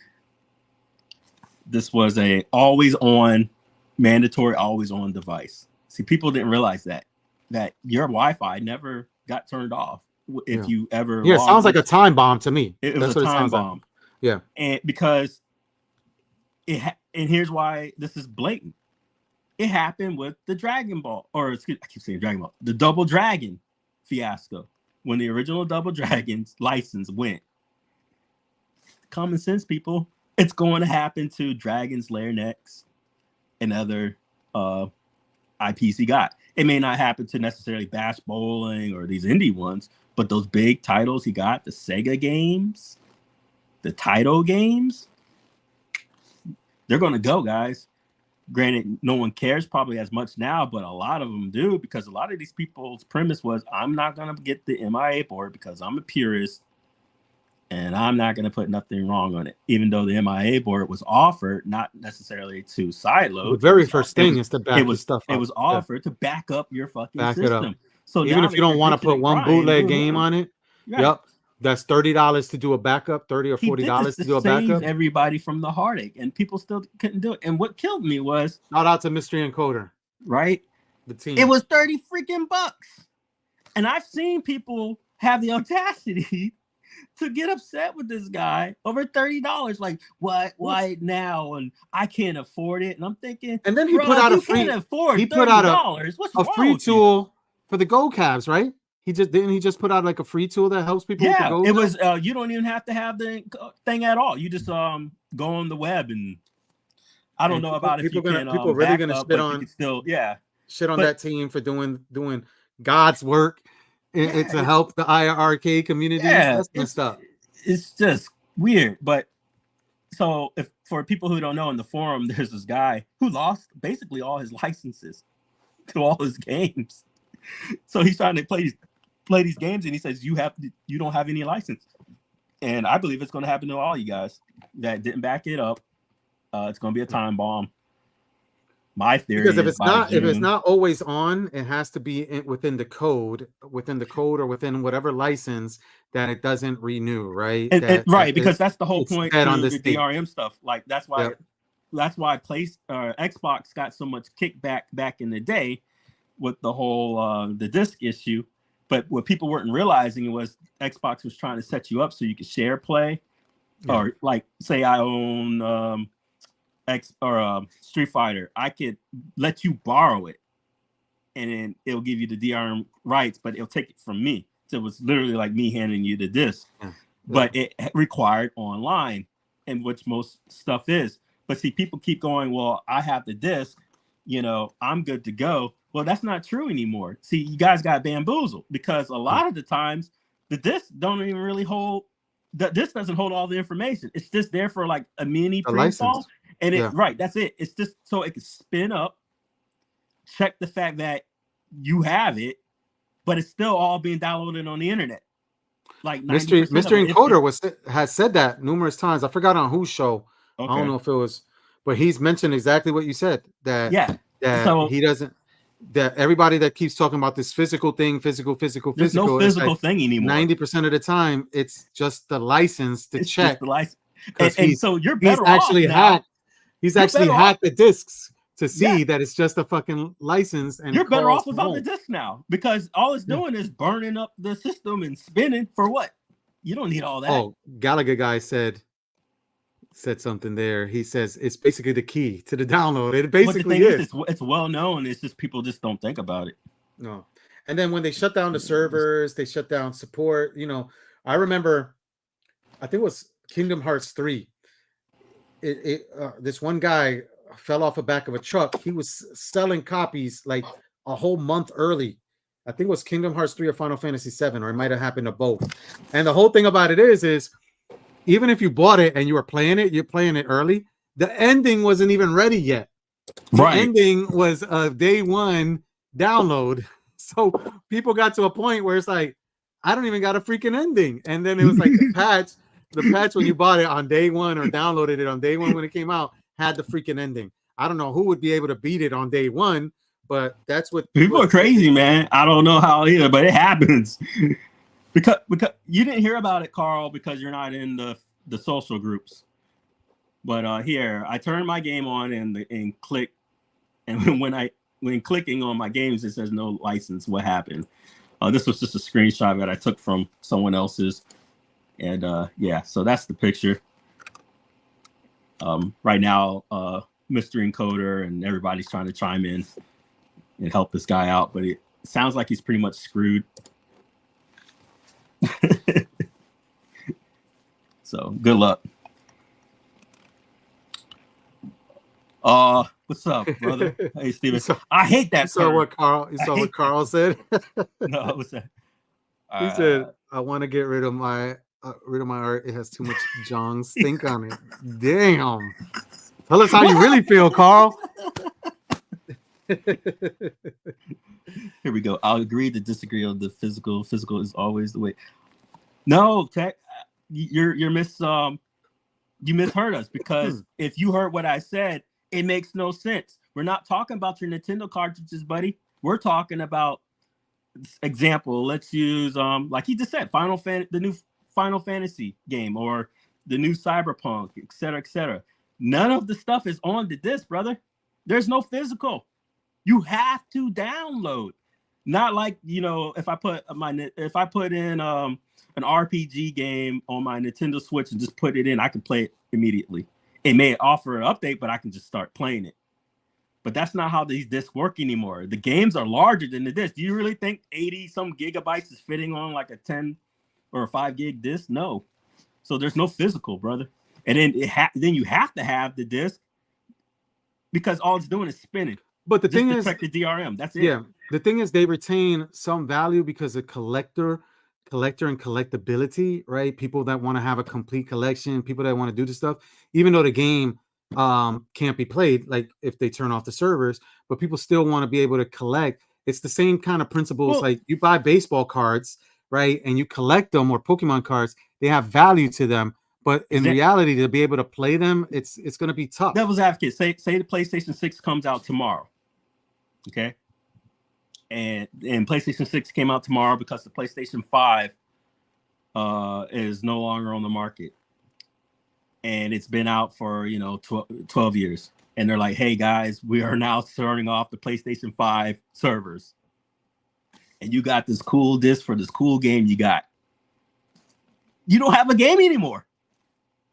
Yeah. Am I wrong? You need the community, the same community of hackers and mystery encoder types to create like So your offline, disc like is worthless. for You example, wouldn't Fantasy even, you wouldn't Star, be able to go to a store and buy it. Fantasy Star 2 Online, or Fantasy Star 2 Online, or whatever like that for the Dreamcast. There's still a community out there. There's still, I because love that game. It's my favorite too on the they've Dreamcast. they figured out how to bypass it, how to use the Dream Pie and all that stuff. So the community has kept it alive, but they shut down them servers years ago, man. Yeah. But see, but that's for an online game versus like I said, you know, if you got If you Far don't- Cry 6 and in Yeah. 20 years from now, unless it's digitally on the PlayStation, that disc is worthless because you can't install the whole game. Yeah. So Es- I don't know. I don't think people got the foresight for this yet. Let's see here. Essentially, yeah. I mean, somebody will preserve it, right? And that's where the job of people like, that's why I got a lot of respect and love and support for people like Mystery Encoder and that team and that group. And even outside of video games, there was the big scene. I used to support them a long time ago. The guys that used to hack the iPhones year after year, jailbreaking the iPhones, because it helps from an archival perspective. I love Marvel vs. Capcom 2. I buy it on everything. I own a cab. I buy it on everything, right? It's my favorite game of all time. I own it on iOS and I can't play it. Why? Because the you know, everybody with the free MVC2 or whatever. But the main reason is because they haven't updated the libraries to I think 128-bit or whatever it is. Oh, it gave me a thumbs up, right? But at the end of the day, if somebody retained it like this Mystery Encoder stuff does, and you have an older iPhone, you could still play it, and you own it, you bought it, but they don't update it, so I can't play it on my latest phone because they didn't update it. So that's the thing. And once they shut down servers for a lot of these games, and if the entire content is not on there, you can't tell me a physical copy of which one is it for Switch, where they give you the little cartridge, Mega Man, I think it was. A buddy of mine bought a used copy of Mega Man at a convention, and he forgot to ask when he went home, the key didn't work to download the rest of the collection, Right. the Mega Man X collection, because it was already used. So yeah, he's got the physical, but it's got what, 1 or 2 games on it. The remainder games he can't even download. And this just came out within the last year. But imagine with the CDs, you're not going to have any of the game. Yeah. Because it doesn't even do a pre-install based upon what's on the disc. It's just a DRM check for majority of these new games now. Okay, here we go. Grand Theft Auto 6. Do you actually believe any of the content of the game is on that disc? This isn't the old school days, guys, where it's part 1, part 2. It's just a digital rights check. You're not going to install it. Turn off your internet and try to install Grand Theft Auto 6 and see how far you get. You're not going to be able to play. You're gonna have to get whatever collector's edition, deluxe edition, or game of the year edition, like 3 years after the fact, for it to have all the no, season. You're not going to have any of it because none of the information fits on the disc. Like, hold on, let me try to. Well, TechBuzz. Like, well, that's what TechBuzz is saying. That's why they're just going to create more and more media if they want everything on multiple discs, right? Because 50 gigabytes, that's not even that. A Blu-ray, 50 gigabytes is not the install size for any Call of Duty. 25 gigabytes lately ain't nothing on these games. They're not. Well, he's saying 25 to dual layer. That's 50. That I think wasn't the download for the last Call of Duty. I have it, but digital. But wasn't it like 100 and something gigabytes? Like, that's not fitting on one Blu-ray, but they're gonna have to put multiple Blu-rays. And it's just not their model that they want to do, right? They're not going to save money. There is no multiple Blu-ray installs. It's because it's all digital. That's what people are missing. Is that there is absolutely none of the game is on the device anymore. You don't go and delete one of your games, turn it off, and install your disc and see if anything gets installed. I promise you, nothing's getting installed. So in theory, whatever disc you got is junk. It's just the DRM check. And it's actually worse because if your CD got messed up or whatever, now you're screwed. You're better off at owning the digital version. And it's actually faster because it's reading straight off your SD card versus trying to spin it up and know if it's got any of the information or not.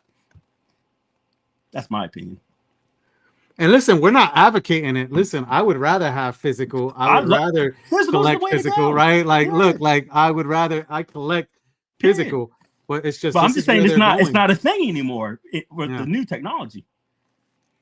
And all of us here, to be honest, all of us here, like when you start seeing the trends and the trends for the younger folk and everything like that, we have that attachment via nostalgia. We have that attachment to CDs, cartridges, cardboard, and stuff like that. We have that attachment through nostalgia. They're starting to get more and more digital, right? These younger generations where they don't have that attachment. They just want to play the games. They don't want to have a physical copy or whatever like that. Remember, man, when I was young, I couldn't wait to get my license to go out there and drive. These kids don't even want to drive because the fear of missing out from being attached to their devices, right? So whoever drives can't sit there and be streaming or watching streams or watching people's TikToks. And so it's just getting to the point where we're becoming those old farts telling people to get off our lawns. So here's my point right here. I heard you too. But Mike says if GTA goes to disc, it's going to be a 3 disc. And the thing is, since like the old formats, when have you ever seen that? They don't do it no more, do they? Do you open it up and you see the multiple discs like they used to do? Yeah, it's not a thing no more. Like I got the old ones, like the old Grand Theft Auto, and they were like 2 disc stuff because that was back in the day.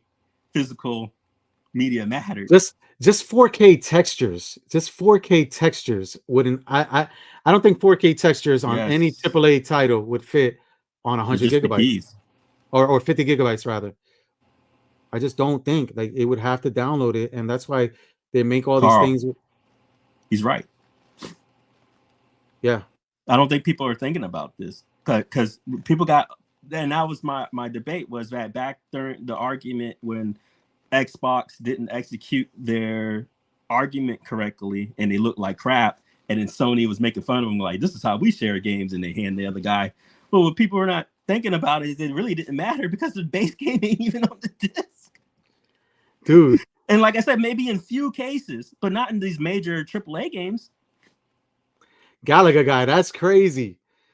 5 games, only 5 games fit. Like I have to, like I'll be honest with you, I get Call of Duty every year, even though I don't have a chance to play it, but I get it and I share it with my daughter, and she plays the campaigns, and I think she plays online a little bit. And I have to delete versions off my hard drive, and I have the extended. I'm actually looking for. Well, it's only 6 days before Christmas. I've been looking for a real good deal on a 4 terabyte to upgrade my PS5.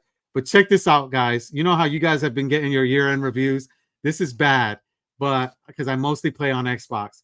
There was only one game this entire year I played on my PS5 when it showed me my end-of-year review, and that was Spider-Man 2 for like 25, 30 hours the entire year.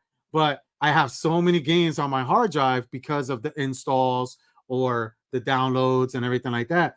And yeah, I want to upgrade to a 4 TB so I can keep more of the games on there like a jukebox rather than deleting, offloading to an external hard drive, et cetera, et cetera. It's crazy that he's saying he can't fit 5 games on 1 terabyte of hard drive space.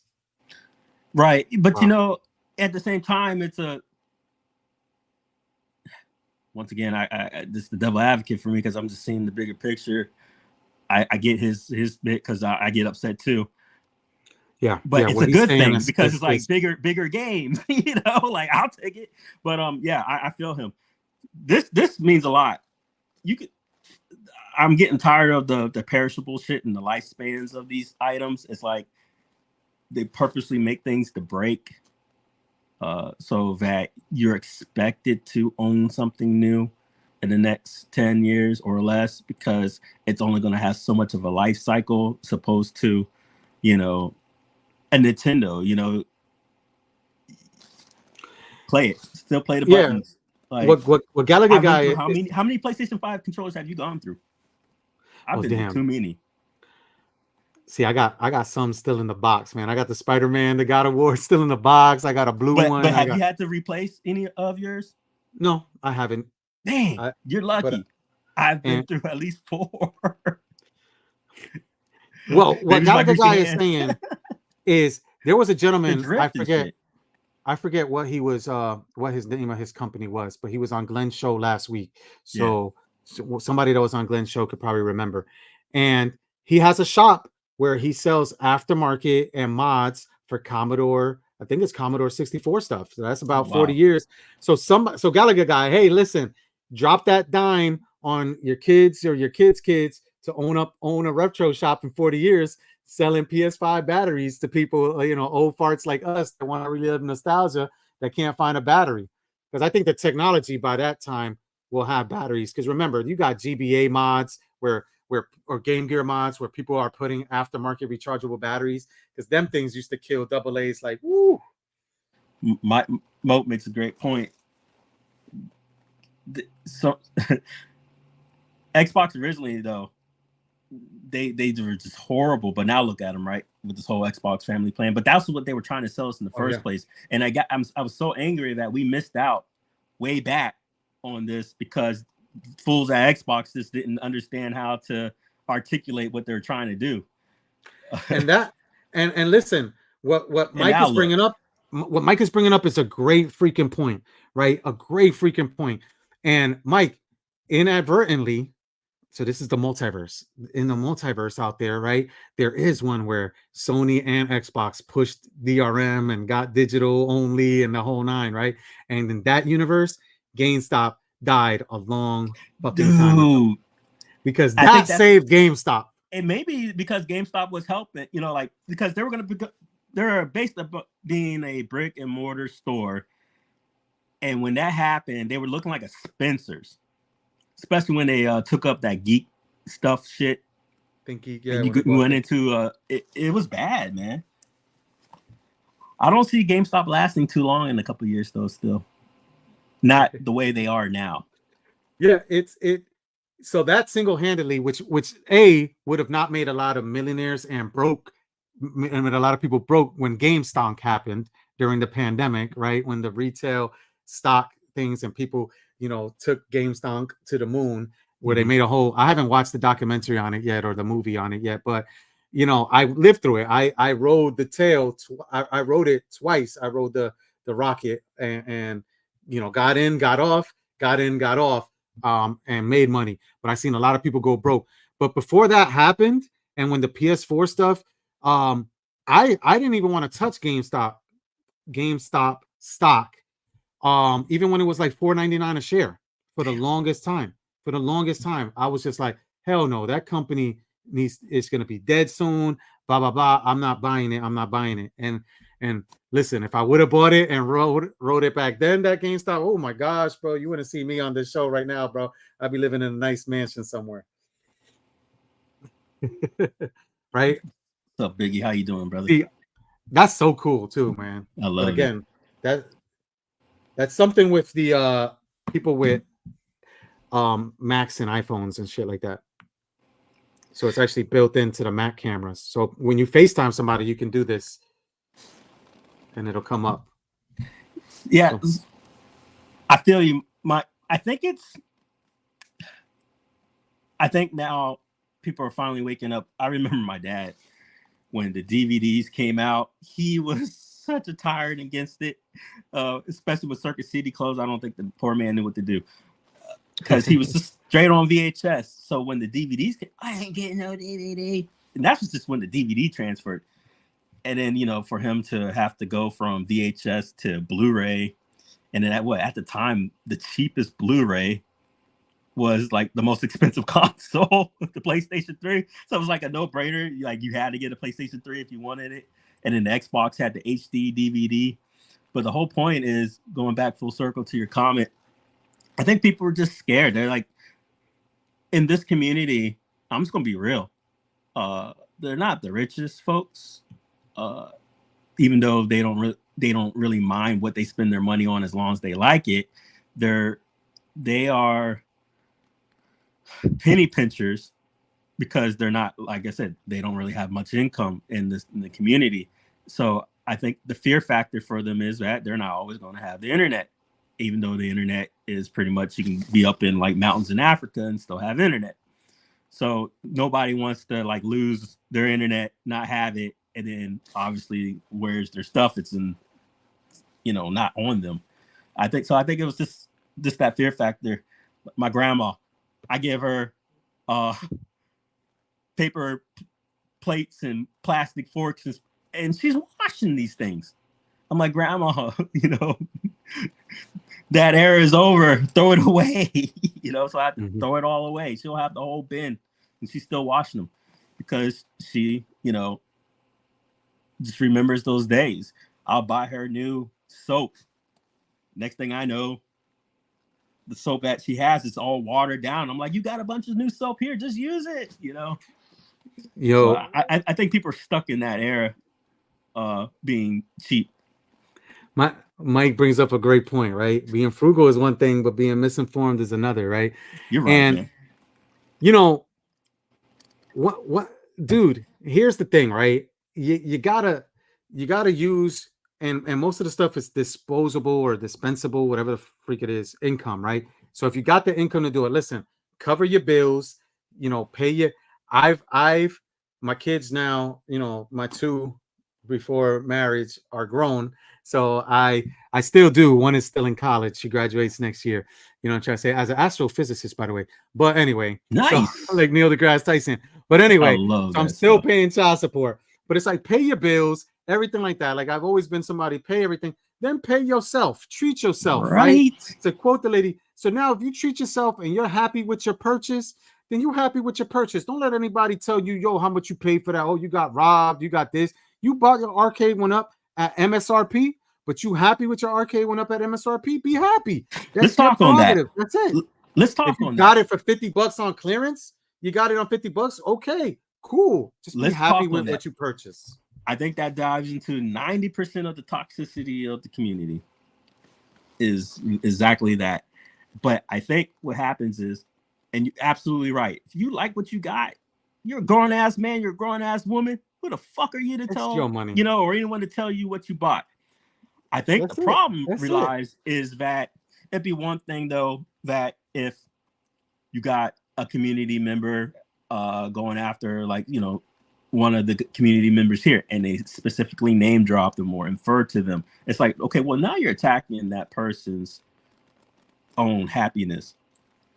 They have every right to be upset at you for kind of ruining their mindset on their happiness. But I think it's another case if, say, I'm in my own space, you came to me, I'm not speaking on you, and I go, well, for me, XYZ, don't fucking attack the other guy for their own opinion. And I think, example, iArcade occurred, and I made my own opinions in my own space, in their own private groups, away from people. People got upset at and started, I think, realizing that they made a bad purchase. And I think we were seeing what we call the buyer's remorse go on. So I think there's a fine line from buyer's remorse and you being upset, and then Moat saying people are misinformed, to everyone should be happy with what they got. If you own the iArcade and you love your iArcade, then leave it alone. I own 2. How many you own? You know what I mean? So I find that a lot of the toxicity ends up becoming from a classism thing, where because you could only afford, I'm gonna be real, one product, because I knew when I grew up, I only had the Nintendo. I had the Nintendo like 8 to 10 years after the fact, right?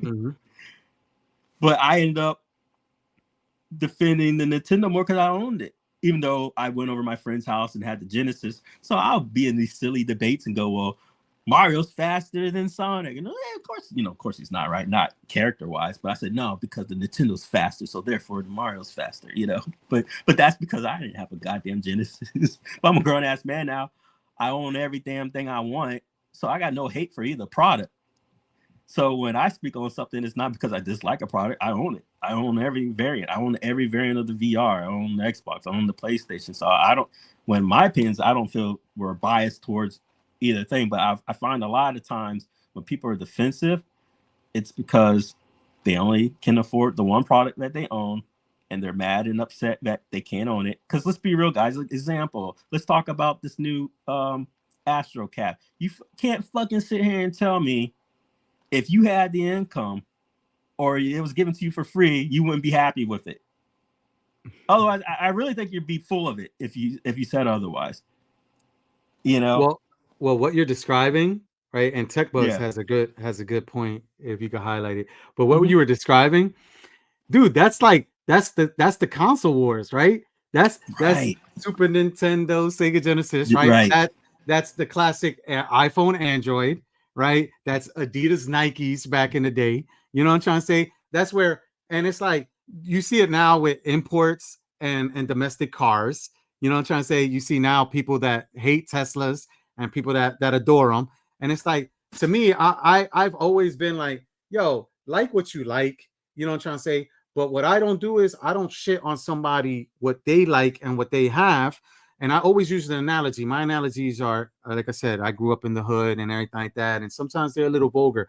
But it's like, dude, you know, what you working with. Worry about what you working with. I don't go to the urinals at the stadium and I'm peeking over and seeing what the next guy's got.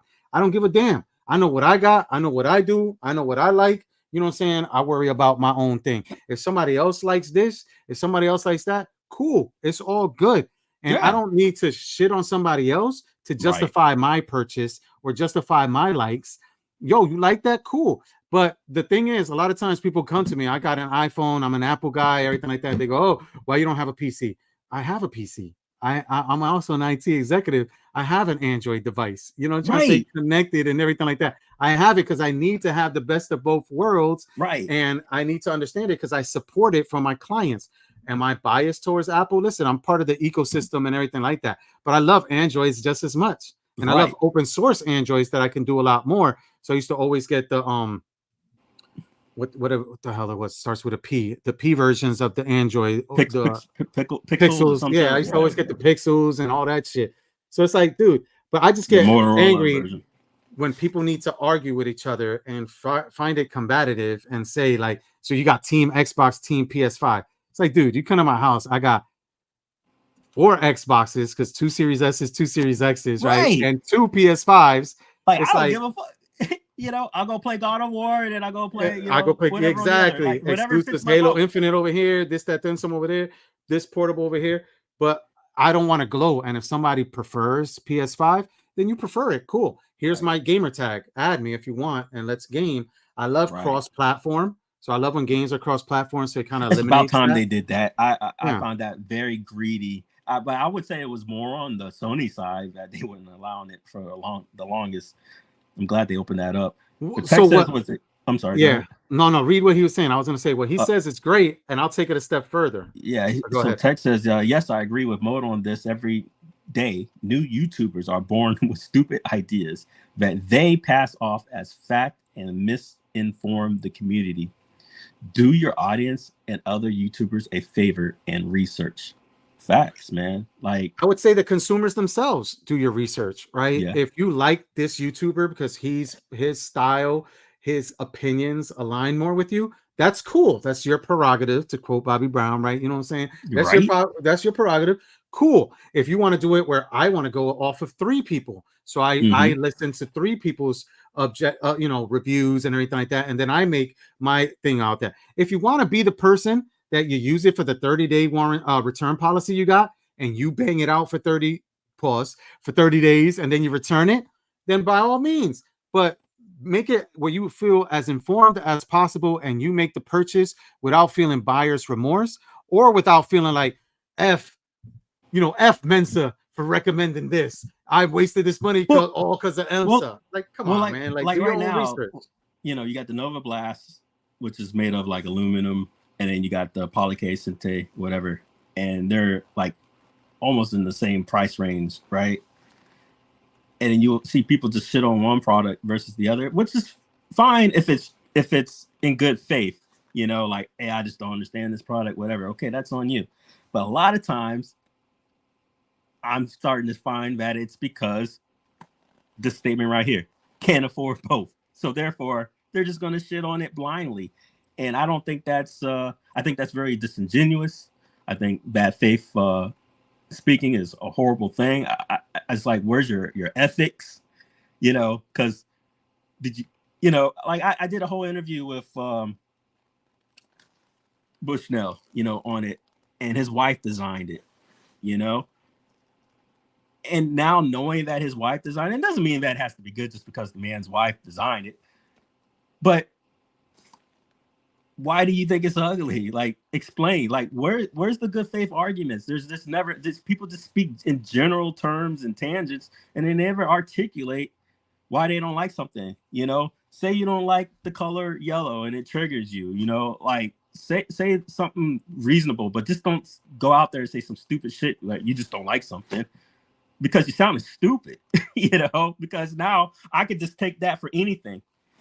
And I don't know. It's just frustrating.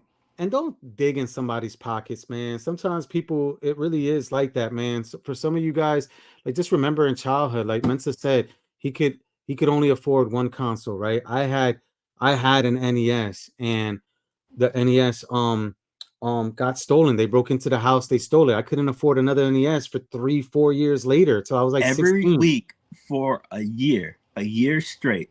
My dad took me to Kmart that was about 45 minutes down the road.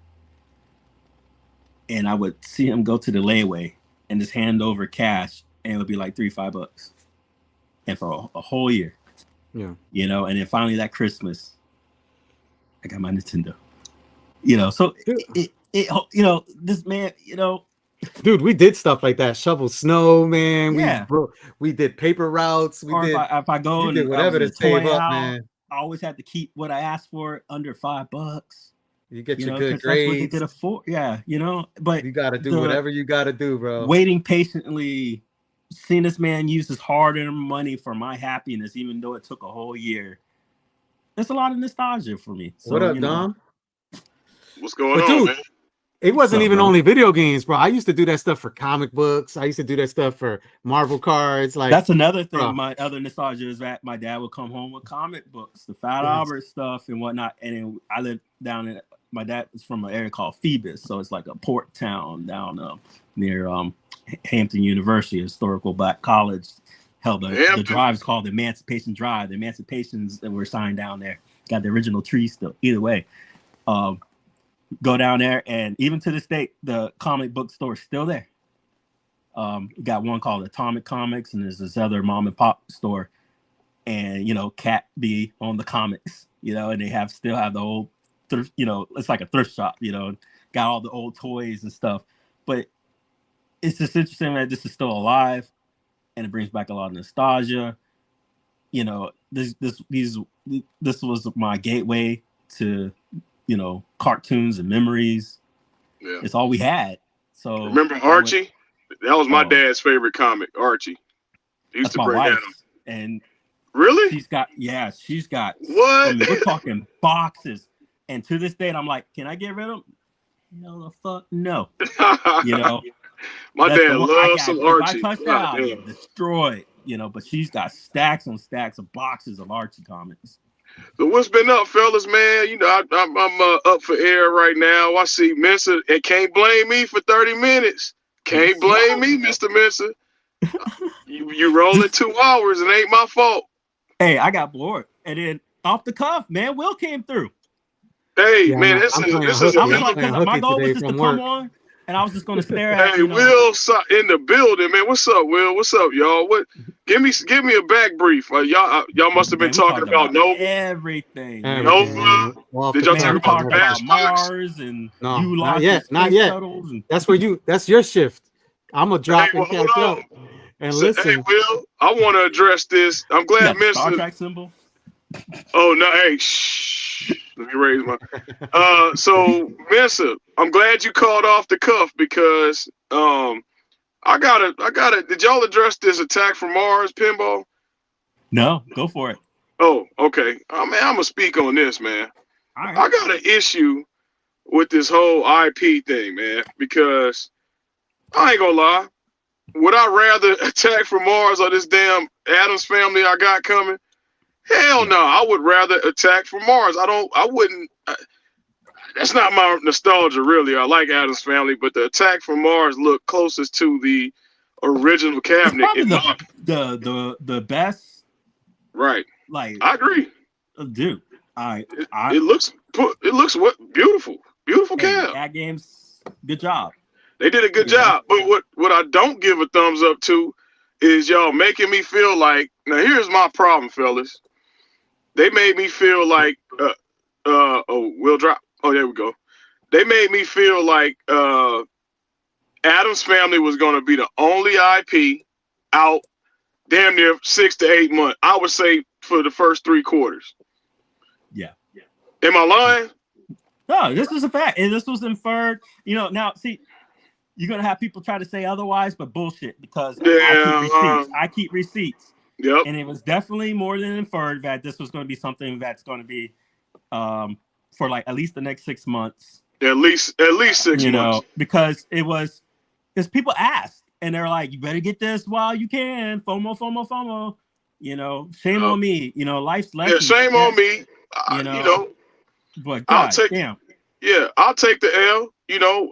Maybe I should have waited like some people did. Some people was like, well, I'm going to wait for a better skin. But if you're telling me, yeah, we probably looking at the first 2 quarters before we get any IPs approved and all this, what you think I'm going to do? I even convinced Mensa. I feel bad now.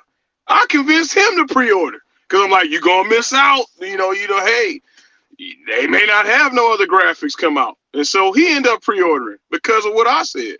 So, yeah, I'm not too happy about it. Okay. I wish I could change my cancel my Addams Family and order Attack from Mars. I might just take a $200 loss. Fuck it. I just might do it. I don't know. I did a chargeback. So far, I'm winning. Oh wait, Canada Phil coming with some gems. So I proved to At Games Were Liars. I showed them the receipts that if you canceled your order, they had a promissory to give out a certain date. You got to understand that we ordered back in like September or some crazy. Man, this was way back in early September. So September, October, November, December. Now, mind you, when are they saying this coming out? To like in January or some shit? Well, December they said, but now a legal chargeback, you can't wait past like a certain amount of time. Right. So they're playing the long game on you, and then it's just bullshit consumer practice. If you're look at this, guys. They're not saying estimate. Okay. They're telling you when to expect this. So where's the date on this one? Because I swore I saw March. I think it's February, right? Oh, they put estimate here. Okay. Yeah, I'm a little irritated. I'm a little irritated with that because But see, the thing is, where they fucked up. Sorry to cut you off. Where they fucked up. Are you good? Go ahead, man. They sent an email saying you will have your cabinet and you will be pushed ahead of the line by December 31st. But Mensa, can you address the technical sheet? Now we all thought. Now, am I confused here? Canada Phil, correct me if I'm wrong. This new technical sheet that just came out that listed all the variations. How come the Addams Family is at the bottom, if you ask me? Because it's not limited. I thought Addams Family was. That's how it was sold to me. That it was limited because they're supposed to have like the 1 through like 5,000 only. Are you serious? No, man. Pull up that man. Somebody have the technical sheet? Where's that? On the Facebook? Damn it! It's a technical. Phil, do you know where that sheet is? Because it's a sheet that has all the cabs up, and then it has the different variations and what's limited and what's not. Yes, Gallica. And I did a YouTube video on it. And I was like, well, thanks for offering us back our money. I emailed them and they said, oh, yeah, I'm getting my shit back. Getting your money back. So I sent the bank all that information. I was like, look, they promised us and they're not going to do it. They're lying.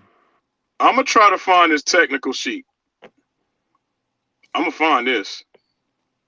They said they considered it a standard. It's supposed to be a limited edition. Oh, yeah, Mensa. Okay. That was the whole thing with the placard. Remember? All right, Phil just co-signed. Phil just co-signed what I said. I was told. See, that's bullshit. Why would they have a placard? Bro, they said this shit is standard, bro. Look at the text sheet. Stamp what number yours was? Yep. Not now. Phil just co-signed. I'm not pulling shit out my ass. there was a technical sheet, Mensa. I hope you can find it. I'm it's got, livid. It says standard edition on there. I'm telling y'all, we thought that this was the Addams Family was limited.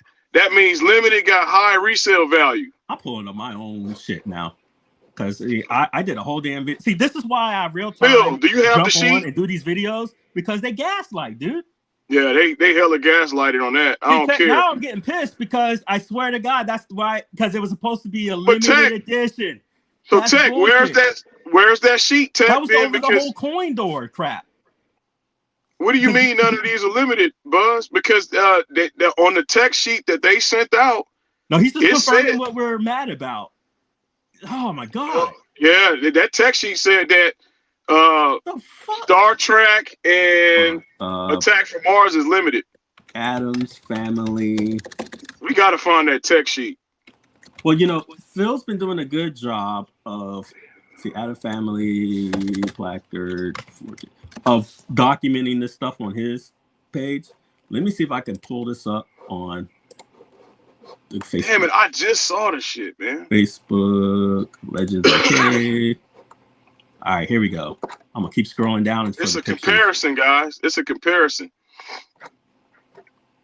I hope Phil is out there looking for it because I think he might have posted it. Well, I'm gonna pull up that Addams Family placard where it was limited edition. Hey, well, you heard what Tech just said. None of them are. Shit, here goes Michael Burry. You got to give this company credit, man. Feedback was provided, and they were flexible and care enough to do the work. Who said that? Michael? Well, this is when they corrected all the stuff, so I agree with. Oh you. I'm not arguing with that, Mike. But at the no, this is not live. It was the old post. Okay, yeah, I'm not arguing. They did listen to feedback. My problem is, where's the transparency at? There's some deceptive practices there. I don't give a damn who in here. PK. I'm just telling you there's some weird shit going on because you had me thinking that this was a limited edition machine. Oh, dude, this is bullshit. I wouldn't have ordered it, dude. I would not order this. I ordered it because it was like 1 through. I was like, okay, well, I'll be special. Right. And then I realized that they have all these other IPs. I was like, ugh. I wouldn't have ordered this, man. I'm not bitching. I'm just saying, tell me what it is. Yeah, there's the picture of the placard here. For the coin I need this damn text sheet. Oh, yep, JLS. Yep. Okay, so Will said that Phil put it in the group. It's a limited pieces on the spec sheet. Yeah, that's it. I know I'm not crazy. Mensa, if you got a chance, look at Phil's page and there's a text sheet. The influencers, Carl. If you were an influencer, well, Carl, you know who's getting that. Let me see if I can go to that said that they're going to be bumped ahead of everybody. I'm going to Phil page.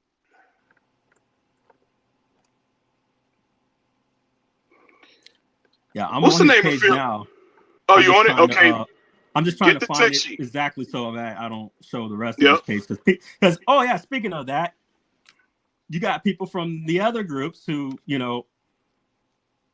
F with Phil, and I mean F with him in a bad way, but then they're sitting here tagging me. They're tagging me to let them in the group. Leave me alone. Like, why are you guys stalking me to make me let you into this group? Like, we're nobodies, right? We're not special. Only got 8 people here saying hi and what's up. Appreciate you guys. Who am I? So why the fuck are you guys tagging me and trying to infiltrate us to see what we I thought we were nobodies.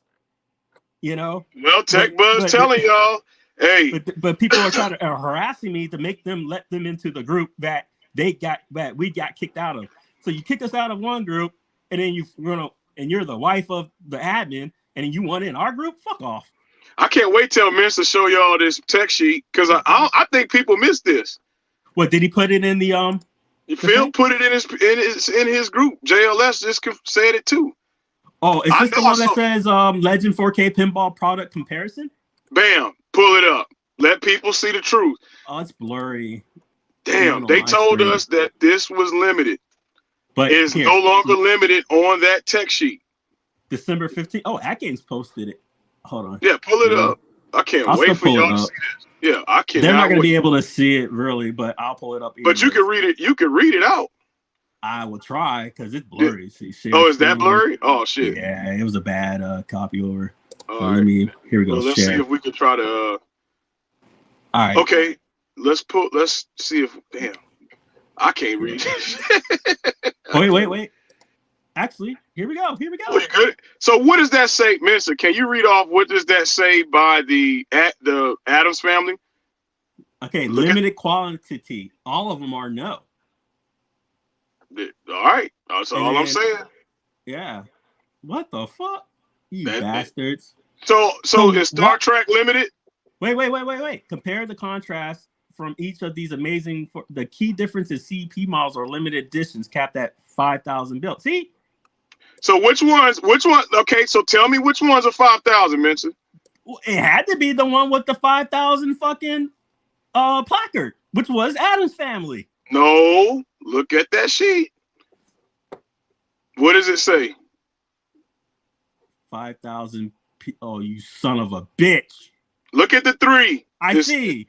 There it is. All right. Yo, enough said. hell I'm no, done talking. bro. I'm done But talking. why do they have a placard with the numbers? It was 5,000 was the number because I knew it was going to be 5,000 before this was even Hey, announced. What They're Phil just gaslighting. said? You pieces of shit.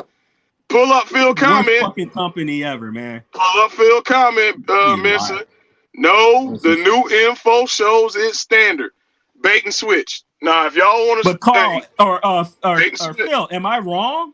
The Addams family was 5,000 with the that's what they said in the beginning. That's what they said in the So beginning. what was the placards? What the hell was that? I don't smoke and mirrors, I guess, because you see what Phil just told you. Man. He just told you at the bottom. Star Trek, Snoopy, and Attack from Mars is the 3 limited. The ones Carl, we I didn't even swear to order. you, man. I saw because I knew the number was 5,000 before this ever came out, and it wasn't because somebody told me. It's because I read it. I'm gonna find this shit. Carl, because when did they everything say else- that, Carl? Yeah, They did not say it. When did they say that? Because I remember them saying it was limited, man. That's why everybody It's went and bought limited. it. It was a limited edition run of the Addams family, capped out. That's at not 5,000. true. That was the whole fucking point of the placard, man. That's y'all killing me, man. Or am I being what do you call No. it? Oh, so Tech Buzz made a point here. When? Pull that up. He said, see, at games will say limited edition, but what they fail to say is that it's limited for shipping 23-24. Ah, okay. Okay, well, no, but see, here's my issue. How did I know the number was 5,000? Because they I said read that. it. They Because I said read it. 5,000. So I'm going to find this shit, and I'm gonna pull up receipts, and I'm gonna shove it Yeah, in pull everybody's receipts fucking up, face. man. I'm gonna Pull the find this, receipts up. because I swear to God, because this was before this. I've never seen this. Well, Canada I just knew it Phil was is right. 5,000. Canada Phil is right. We all, like fools, ordered a standard we just- edition.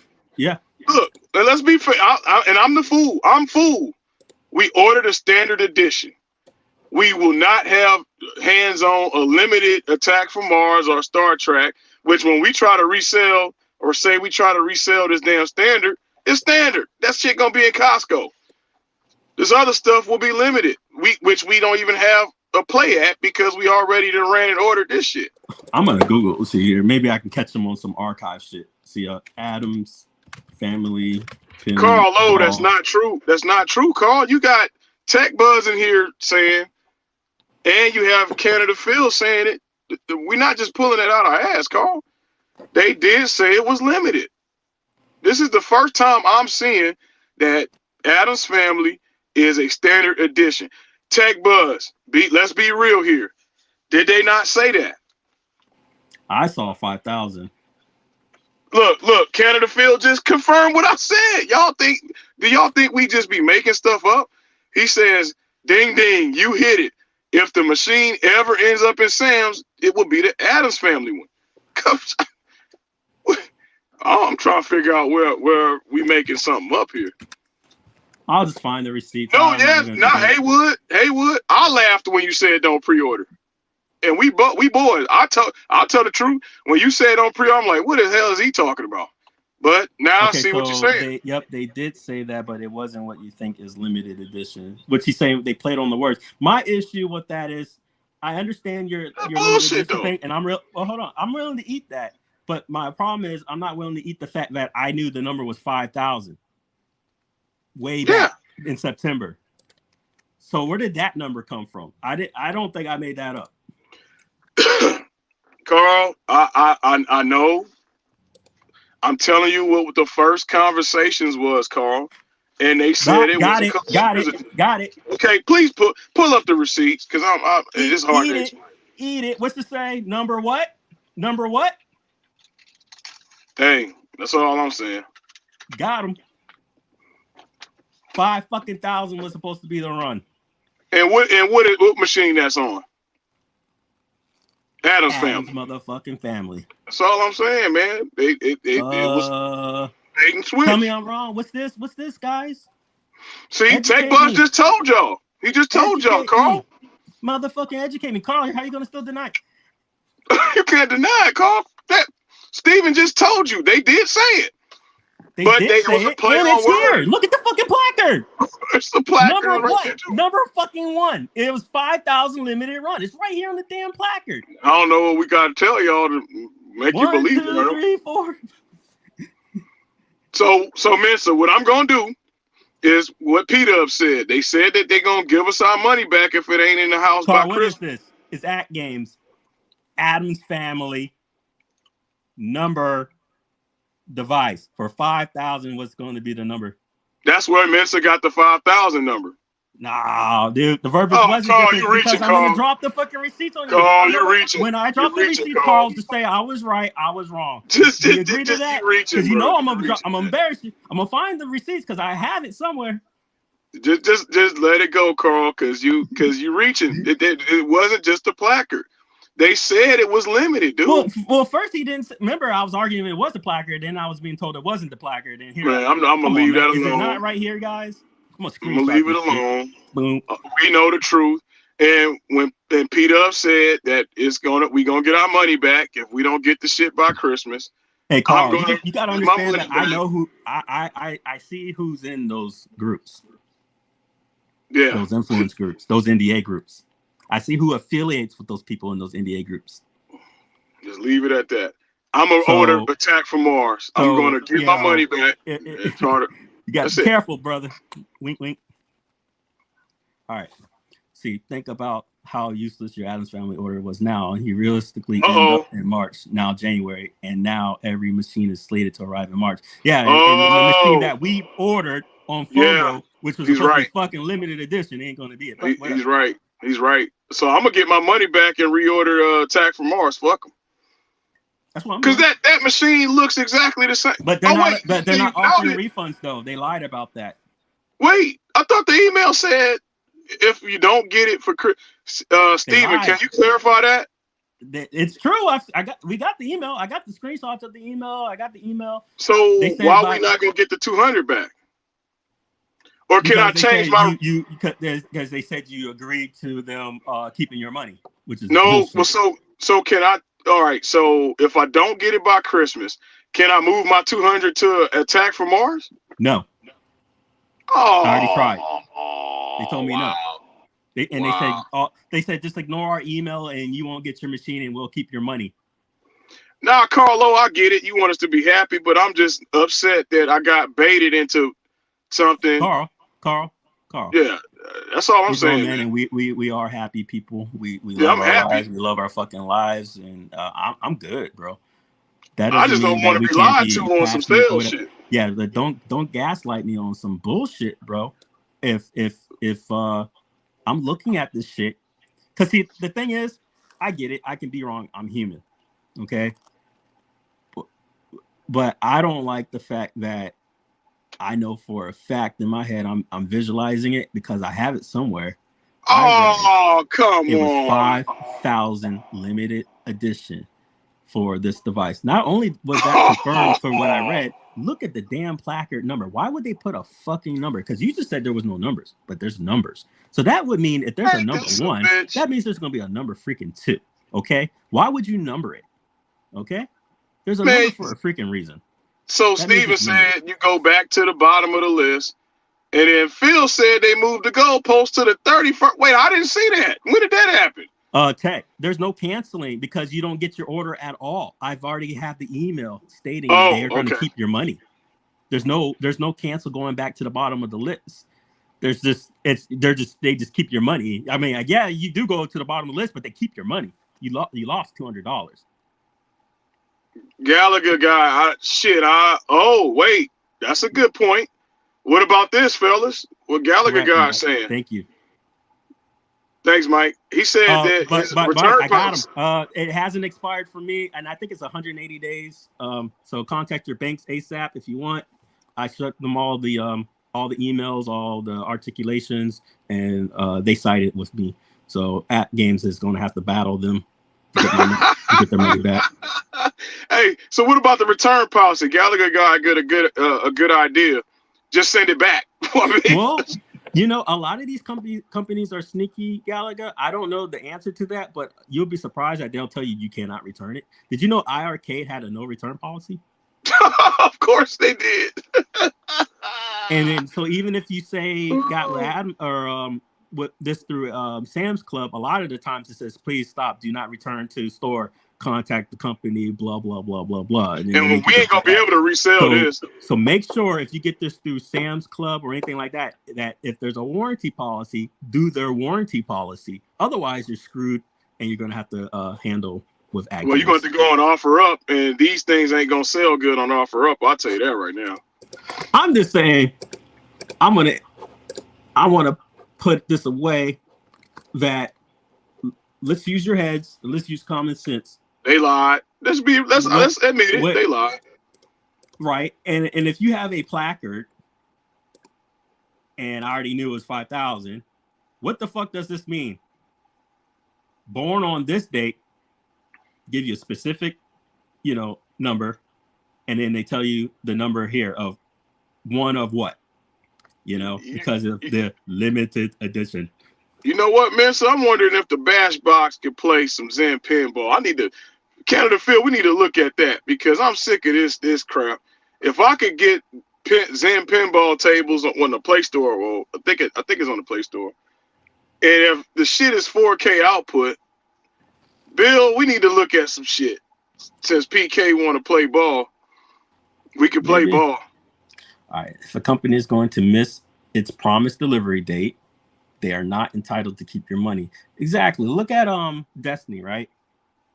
They missed their date. They were transparent, and they're like, "Hey, instead of February, we pushed out to June."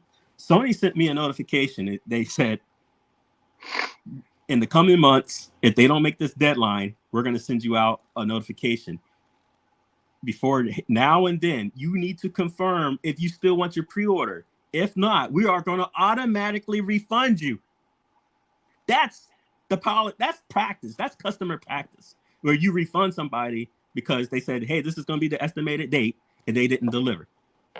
That's how it's supposed to be. Not, "Hey, you guys pre-ordered your shit, and fuck you, we're not going to give you your money back." You know what I'm thinking, Mensa? So Phil brings up the Bash Box could do anything from the Google Store and a single screen only, no DMD DMD or back glass. I'm wondering, where's Buy Stuff Store at? But see, that's crazy, Biggie, because Carl was fussing and cussing at Arlene, saying she didn't know what she was talking about. But now, here's the truth. She told the truth. Which was... Mensa, we should reach out to Buy Stuff Store. Because are they still selling that? I wonder if they still selling that box. Is Buy Stuff Store still selling that back glass that it's like $600. It has the DMD. Because hell, you can make your own machine at this point. Someone made a point. Do you really need 4K? What, pinball? Yeah. I would say yes. Why? Is what making it look better? Is it the 4K or is it the better processor? You know what? Oh, yeah, that's a good question. I haven't played 4K virtual pinball, so I can't really speak on that. Maybe Phil's a pinball guy. I don't. I mean, things look brighter and stuff, but that could have been anything, So yeah, that's my rant today, man. So I'm just a little irritated when I saw Attack from Mars, and I'm like, I'll eat it. Carl, Yeah. what do you mean she might have been right, brother? She was right. The Yeah, At she Game was. sit down an official email. You took an L on this one, bro. Yeah, I mean, the At Game's already made their statement. It's not gonna. I mean, Biggie said I can it take too. my L. Yeah, it's delayed. I mean, it's okay. Things can be delayed. The problem is when we were saying this was the case, people were up in arms, calling us March. liars and Carlo, this and March, that. Carlo, March. Probably say Sente's March. Oh no, what he's trying to say is that he's trying to do an analogy to defend his Oh, stance, well, which we is- never. Well, here's the which thing: is we the never fact heard that Polycade. if the Polycade doesn't deliver, then he's gonna try to go. Well, aren't you guys complaining about that? Blah, blah, blah, blah. I don't know. Well, I'm gonna tell Tyler. I'm Yeah. gonna tell Tyler. Tyler, I want my machine. You told me Yeah. March. But Y'all here's think the we scared bit. to talk to But here's the people? bit. Has it come up to the fact that if I said, "Hey, I would like my money back," or if it came up to the fact that he's not lying, where I go, He never made no promises. He said Yeah. estimated. Tyler said estimated on the show, guys. He said he that. was on our show. We interviewed Yeah, he him. said estimated. Because I asked him. I said, when Yeah. can we get the machine? He said estimated. Mark. That means, you know, when somebody tell me estimated, that means I'm not planning on it because it's an estimate. I'm not guaranteeing it. But y'all told me I'm gonna get my machine by Christmas. Right. I'm looking for it. It's in the email. Do you want me to show you the email, Carl? Yeah, I look. I'm gonna tell I you don't know, this. Carl. I don't foresee the Polycade coming out at that time at all, honestly, because he went from probably thinking he was only going to get so much, and that got his. He got overwhelmed with the He got Kickstarter. like so many. He earned like so many millions from that. So Yeah, I don't think if I'm a betting man, I think Tyler it may be spring, but he got so hit by that Kickstarter. There's been such an overwhelming response to it. I can see it getting it's in pushed writing. back. Yeah, I can see it getting pushed back. That's the thing. We don't have to debate on it. It's in writing. And then what I'm going to find, I promise you guys, I'm gonna fucking find it where it said this machine was going to be a 5,000 limit. It was in writing. It was in writing. Yeah, I'm gonna fucking find it. It was in writing, December 31st. I remember reading that because I said, "Oh, it will be a late Christmas gift to myself." Mm-hmm. And Mo said he still don't know nothing. Sorry, Mo. Look, sorry, Mo.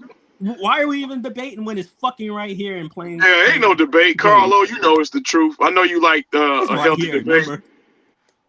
Carlo. You don't fucking put a number on a top that's not limited. So I mean, Carlo, I know you like debating, but this ain't no debate really because it's all in writing. There's nothing really we can't say it didn't happen. We read the 31st date. Mo is in the same boat with everybody else. Oh, well, Mo just said it. Now listen, Carlo, are you going to argue with Mo? And Mo said just here that he's in an influencer group. And he just told you. You're going to look silly, Carl. All right, here we go. Man, let's look at that. Man. Mo just said he's in the influencer group, and he said it was limited edition. See, are we gonna argue with Mo? Because how many times I gotta drop receipts on you, motherfuckers? Okay. You know, like, are you kidding me? So now, I'm gonna Carl, make a whole story. I'm gonna cook this shit. Carl, did you just you got members of the influencer group, Carl?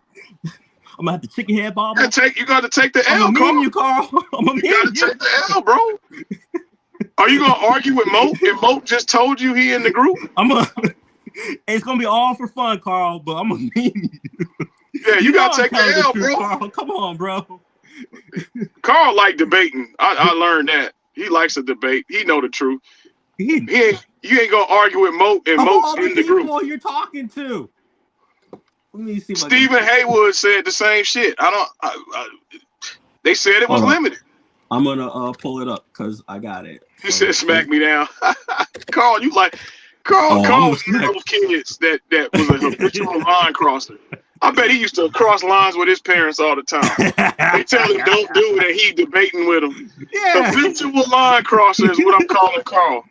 You the habitual line crosser.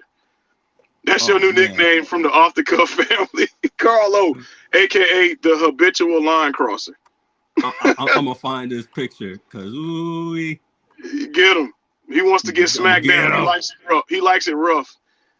He said, "Smack me down." Smack him down. Smack him. AKA habitual line crosser. Now I get it. You got Take friends your L, of yours, Carl. Carl, that's Take in the the little influencer group, and they probably lying to you about stuff. But it's not gonna work out. Carl, take your L like me and Mensa had to do. Yeah. Just take it. Ours. Right, yeah, we right, took our L, man. Facts are facts. I believe in facts. Yeah, took our L, bro. And the facts are, there's an email that says, take your L. Big date. I'm just trying to, you know what? Hold on. My screen may go, but I'm going to do a quick search. Can you still hear me? Can you still hear me? I can hear you. Yep, all right, cool. I got you. So I'm pulling this shit up now. Hold on. Yeah. You mean, yeah, you going to get this work, Carl. Let's see here. Where's that email? Type in the date, December 31st. I want that, man. Oof. We got a bunch of shit dropping.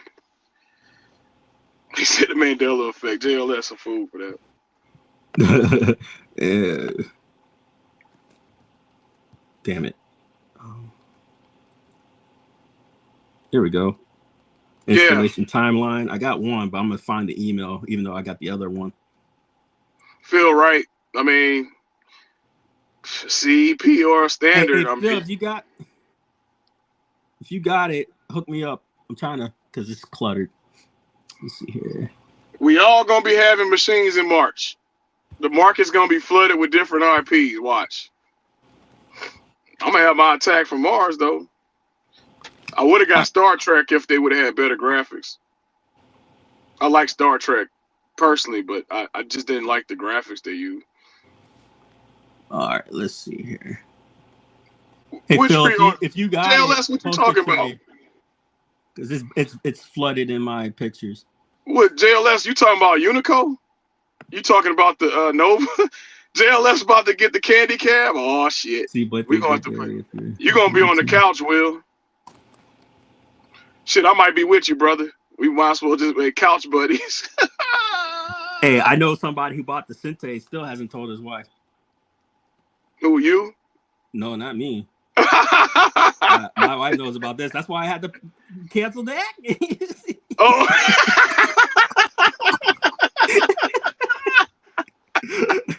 I probably should have. You a fool, That's my man. argument. Give me back my money, you motherfuckers. You a fool. I don't want it no more. You don't want it no more. I'm angry. You about to use, hey, Vince about to run pinball on his Sente. Basically. Hey, Will say he about to order that Unico. Hey, I think I'm gonna be right with you. Hey, Phil, repost me that screen. Oh, it's you, JLS. Oh, the truth come. Hey, you better hope Lily ain't watching. She watching? Oh shit. Man, we sorry. Hold on, let me type in the word email. He said big ass freight box gonna arrive in March. Hey, shit. What's this? Hey, I lied and said Mensa sent me a review unit. I didn't buy that. Mensa bought it. Oh, JLS Gaming sent me a review unit for the channel. This is for work, baby. Shit. This ain't for leisure. This for work. I got to stream off of this. That was my excuse. Y'all playing. Y'all got to get creative. Damn, where here. did it go? What Phil say? I'm just waiting to see the story the YouTube reviewers used for how they ended up with a machine early. Oh, well, Phil, hey, you just had to get your order in, Phil. Hey, Phil, give me that picture, would you, for the December 31st crop? It's buried to me. I have it. Yeah, JLS Gaming sent me a review unit for me to do a in-depth review on the channel. So that's why I got this big box here. Thanks, Will. Oh, right. Where's my email? Hey, I want that candy cab though. You know, and well, while Mensa doing that, I'm gonna speak on why I'm buying the candy cab. We all go got different iterations of arcades in our game rooms, right? Yep. But what I don't have is a damn candy cab. So that means I'll have a driving cab. I'll have kind of a multi-cade with the Polycade Sente, and then I'll have a candy cab for my shooters. I plan to use the candy cab to run all my shooter games. I think shooters play the best on candy cabs. And it's kind of nostalgic for me because the shooters that I played was on candy cabs. So that's going to be, I'm going to make that a shooter cab. Mm-hmm. Oh, that would be good, man. Yeah, that's going to be all my, like, truck stands and my, shit. Because you could do vertical or whatever on this one. Yep, right? yep. No, I'm not going horizontal that. I'm just going to be straight vertical, and I'm going to have, like, truck stand and all my favorite shooters is going to be on that one cab. Okay. Yep, that's how I'm going to do that. Man, I'm gonna get the base too. What's the full price? What, 1,000 for the base end, or is it just 1,000 for the top? It's 99 or 1,000 for the top. Okay, then, then the base is like 200 or 400 for the base. So we talking about what? $1,400 to include the chairs, and then like $1,100 to $1,200 to not. Ow! Yeah. I feel good. It's not bad. I mean, that's not bad. The Vuelix is 2,000 for. Try to hunt it down, yeah. Okay, so Tech Buzz said 1,400 for all bases. Oh, so Mo. Okay, yeah, I'm gonna get it. You know what? I might make the. Hey Phil, look at your messages. I might do like Mo and do a fighting cab, like a candy cab. So I might do shooters and fighters in the Nova. Now I don't need the stools. Also, JLS doing a Naomi. Oh, that's not a bad idea. That's a good idea, Will. What's that? He said he's gonna do a Naomi project. Yeah, that's gonna be genius. You know, that's pretty much the premise. You know, 300 for shipping because it's metal. Oof. Yeah, that Polycade is like a powder coated steel too. Yeah. All right, so I got one. I'm about to sell off everything, Tech Buzz. I got my full size arcades. I'm keeping those. I'm selling off my ALUs and shit. I'm getting rid of that. Damn, where'd Phil go? Mo say he about to be a sucker. Hey, Mo, get in line with us. Mo got a Vuelix, don't you? Yeah, Mo, you got a Vuelix too. Mo. I really like that Vuelix. That shit. I seen Emperor with that Vuelix that had a light switch on the. You could cut a light on in the back of that. I was like, damn, that motherfucker's nice. But 2,000, yeah, that's a lot. And then 19K, he got like an OG Astro cab or some shit, don't he? 19K got an Astro cab? I think so. Damn. Yeah, I think he was saying it was like. Damn, I don't want to speak for him, but I wanted to say it's like between 2 to 4K or some shit like that. Because, you know, you're talking about shipping and like he got the real deal. Oh, Phil working on Canadian distribution for the Nova. Okay, Phil, I see you. It's the email one, Phil, about the guaranteed date for your cancellation. Oh, found it. Oh, shit, Mo, you sold it? Oh, I got it. Mo said he done got rid of the ALU and ALP. Hey, I'm right with you, bro. I'm about to list my shit. I got 2 ALUs. I got a 1.0, a 1.1, and then I got the ALP. I'm about to sell all that shit. And cause Mo, you know, my theory is if I have a Gamer Pro, why the fuck do I need my ALU? That's a waste. Cause the Gamer Pro do the same shit. I already got a Gamer Pro with Mini or Gamer Mini, whatever you call that shit, with the puck, hockey puck. That's the whole guts. Let's see here. Carl. Shit, if She-Line find me that damn, you ready for me to bend over and for you to apologize? Oh. For you to apologize, Carl? You ready for this, guys? Here we Pull go. it up. Roll call. You want an apology, Dear Carl? Reservation motherfucking holders. Many customers have been continuously reaching out to us since February of last year and inquiring about switching their Legends Pinball CPU upgrade pre-orders to Legends Pinball 4K for the exciting new Legends 4K that will be unavailable. We would like to now offer this opportunity for those who wish to switch their reservations. Apologize. Furthermore, if you decide to reserve your Legends 4K during our upcoming initial pre-order, which is back in September, which I did, you will qualify for the first wave. Delivery schedule, receiving your unit by, there's no estimated, by December 31st, 2023. Apologize. Carlo, you know what to do. Kiss it.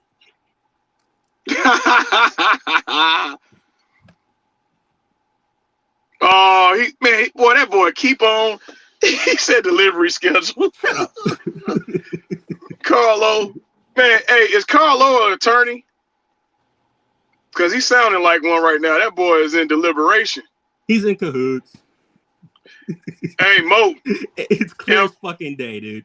Don't give me If Jade finds that Moonwalker, if Jade finds that Moonwalker, fuck all y'all. Jade says a Moonwalker out near us is shit. If she finds that shit, that doesn't mean I'm out of after. here. It means on that date or before. Oh well, shit.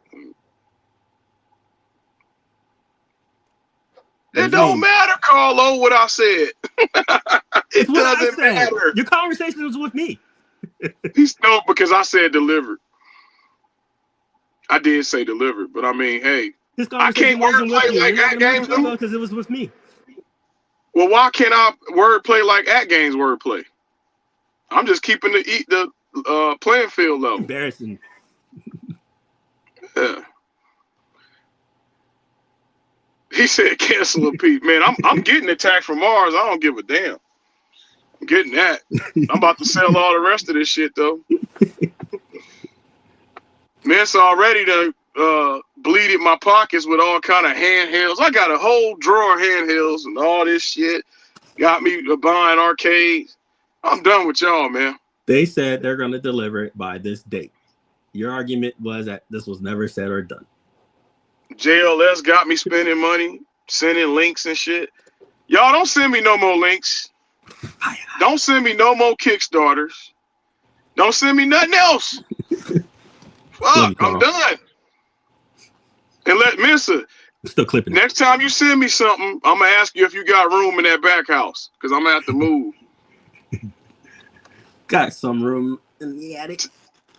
Oh, so I gotta go in the arcade loft. Ain't this a bitch? Well, actually, I have a man cave out shed, so yeah, I got to go on it. Down the road, I got another 2-car garage, so I got as long as I got a urinal around. To use. Make sure I got a urinal. That's all I need. Fuck it.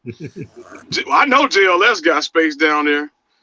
Or maybe his agent, his special agent, can find me a spot because I'm gonna be out of a home. But I just wonder how many receipts I'm gonna get put out.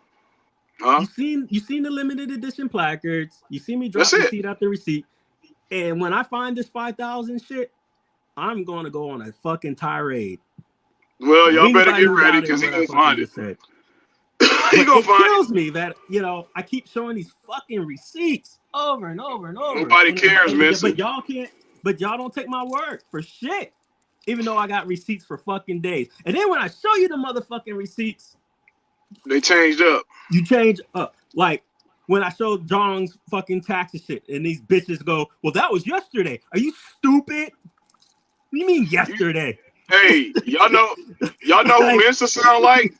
Mensa sound like if y'all remember reading Rainbow, and at the end of the show, LeVar Burton would say, "You don't have to take my word for it," but at that point. That's what Mensa sound like. LeVar Burton. Don't internalize it, Carl. We're bros, bro. Mensa sound like LeVar Burton on Reading Rainbow. You ain't got to take my word for it. It's in the book. It's in the book. Take a look. It's in the receipt book. You don't have to take my word for it. Oh, he's showing off. Look at that. I know that blue folder. I got boxes, man. They're like yay high. Until I go pull them all out. He pulling receipt. He said he's better with the oil filter visor. All right, y'all. I got to go back up. But hey, man, this was fun. I needed this break. I needed this break. To the next time. Thanks for the therapy. Right? I think all right, y'all. Got something. Peace out. Peace. If anybody else want to come through, let me know. Otherwise, I'll head off. It's a good day to pass the time. I'm bored. Try to hide this. There we go. See, Dom thinks it's ridiculous is for them to tell you that you must take it. Exactly. That was the premise. Take it or leave it because this will be limited. Your order to something that actually makes you happy would simply be good customer service. Exactly. I don't understand. Say, I would understand if I was allowed, if they gave me the option to transfer my order over to one SKU to the other, and they're like, yeah, no problem. But they said, no, you're fucked. You got to stick to what you did. That's bullshit. Like, I'm asking for equal, like, I'm still going to buy your product. I'm just asking for a change. And then I'm doing you a favor because you're still not going to give what I want on time. And I'm asking for, now I'm accepting the delay for a different product. I think that's bad practice. But what they don't get is that there's rights out there for people, regardless of what they little fine print or not fine print that they put on these products. As far as if you don't deliver a resource and there was an expectation, a reasonable expectation, not some wordplay bullshit, your bank or if you do small claims or whatever, they're going to go for the reasonable expectation. Just like the whole Pepsi shit with the jet plane. Guy won a contest.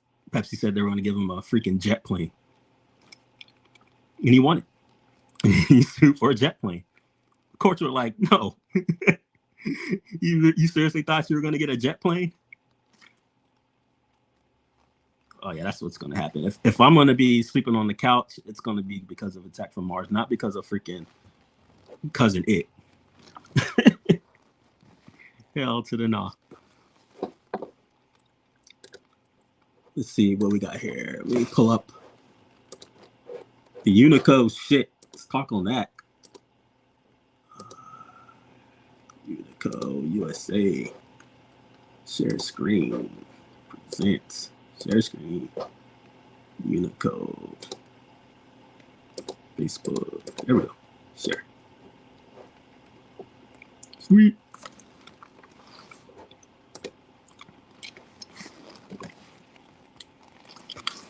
I don't, but at the same time, I don't recall people squishing up their knees just the way it's angled.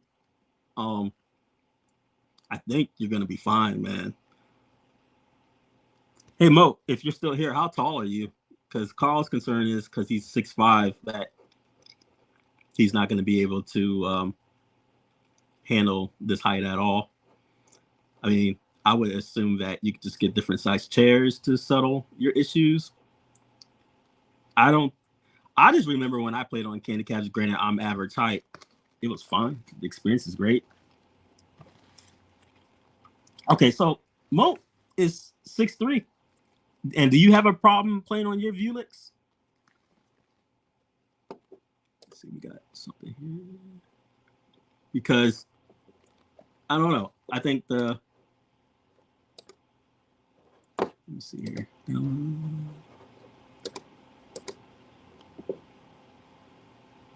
Oh, wow. It's crazy. Sorry, guys. Let me pull back up this shit.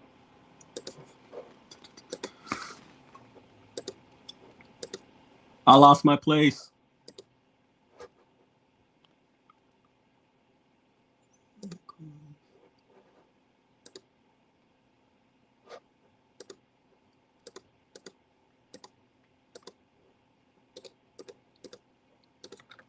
What the hell? There it is. Fuck. Sorry about that. All right. Maybe like say he should be sitting fine. No, not at all. The standard Felix height is fine, just like a candy cap. Just raise the stool a bit. There you go, man. You should have no issues. I mean, there's people of all heights, all weights, all demographics that played on these. And then, when I was over there, I didn't see an issue with people who were above my height playing on these things. Honestly, I think you're going to find a better gaming experience sitting down. And don't forget, arcades were designed for these type of products. I think, of course, we remember our nostalgia of it being in the United States, but these games are Japanese or Asian based, and then they're ported over for the United States. And these are the original. These are theirs. I want to talk on this price. I think, it's my opinion only, this is a good price, especially in comparison to all the other prices out there. I'm sure people will find 100 arguments not to like it. I guess one probably argument would be, well, if you want that, why not just get a real one? I think this is as real as you get. It's custom made. I think he's putting a lot of heart and design into this. It looks damn near identical to me. It's not made of like wood. It's like aluminum steel or whatever, and you're not going to find a better price. I don't think. These things aren't cheap, guys. I didn't even think a base was going to come with it. I find it just fine. Someone had an issue with the coin receptors. Personally, I think they're ignorant. If you've never been over there, you don't know what these things look like and how slender they are. I think it's just fine. People will argue about the stools. I get it. Why would the fuck would you spend up to $300 for 2 stools? Once again, I think Jay's point is to bring the damn it, lost my words, but bring something that's as accurate as possible to your house. If you were to go and say, hey, I want the real deal and buy these chairs, these are like $250 each. The Sega arcade stools. Say GameStop pre-order is perfect example. Exactly. It allows you to exactly. That's exactly it. Mike, if they're gonna ship this as is to you, I mean, let's be real. You're looking at minimum of $200 to $400. So you might as well just slap $500 extra on there just to cover your bases. I know it's a big stretch. I don't see it being more than 5, but it's definitely gonna be a couple hundred, if not more, depending on where you're at. Hey, brother, man, I want that bar top and base. I'm fine with the price on the combo, but I'll be giving my money props soon to At Games. Yeah, I think that's the big thing, Shotgun. We were just talking about that. I've seen a lot of insults for either At Games, which are unwarranted, or a lot of insults for, Nova Blast are unwarranted. And I question people's ethical premises for it, because I honestly think it's exactly what I was talking about earlier, which was this is a classism thing of I don't like a product because I either can't afford the product, I just don't simply own the product. Because either way, not gonna sit here and tell me if I was to get the At Games pinball for free or run of this for free, I wouldn't be sitting here and enjoying life owning it, because I'm gonna take it. So I don't have any hate for these products at all. I think a lot of times it ends up becoming what myself and Will was saying earlier in the show was it becomes like a console war with these people. It's okay to say, hey, I can't afford it, I'm gonna wait a little bit later. So for me, guess what I'm gonna do? I'm gonna buy the base. I think this will go perfect on top of on the bottom of my slot machine. I own a slot machine. It's a what do you call it? Cowboy Bebop theme slot machine. I'm gonna put that sucker right here at least temporary until I get this top. And then later in the year, when my finances are good to go, I'm gonna go for the bar top. Chairs, I don't know. I need some back support. But once again, if you want that nostalgia, if you have it, these are the chairs, guys. These are the actual chairs and model that came with these machines in the arcade. These are Sega arcade chairs.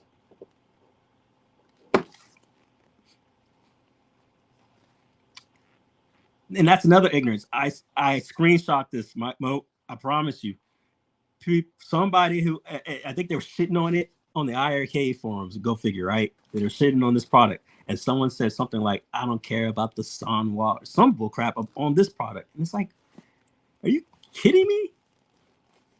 Like, did you just really insult the product because it has Sanwa in it? Like the premiere of like the go-to? What is wrong with people? Yeah, that's a good idea, man. And then, you know, let other people find out if it's good or not, right? Yeah, man. I can see it's modular. I mean, it's pretty base, the screen, and I wouldn't see why they couldn't add a trackball to this. And it's pretty open. You're looking at a machine, you could pretty much drop anything in. Granted, you're going to want the trackball on the control deck itself, but that doesn't mean that you can't add your own trackball. You can get a GRS trackball, brother. Add it to the side if you want. So there's still options. Granted, I'm sure you want it true to life and everything incorporated, but don't forget that if you still want to play your trackball games, nobody's saying you can't, because you can still add the trackball.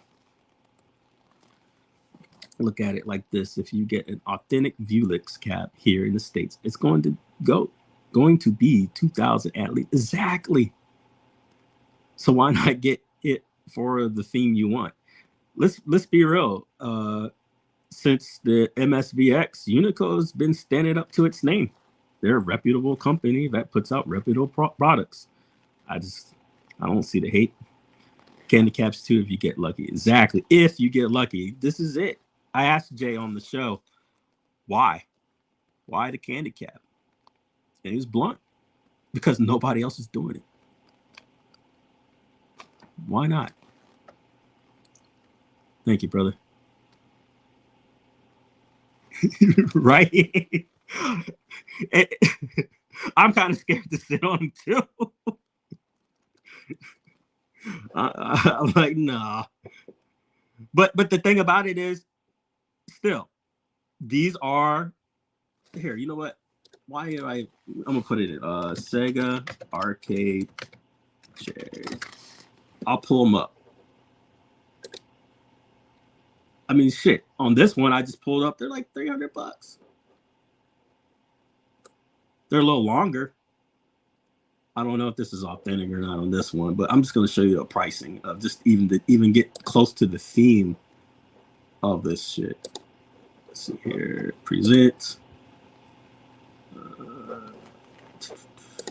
Share this. Share this tab instead. All right. You know, just to even get close. This one's got a little back thing. But you can see it's close to it here. That's the thing. It's not like he was off at all about what he's trying to bring. This would have been cool. Just they come with different colors. Like I said, I don't know about this one, but one I did see that was considered authentic. They were going for like $250 each.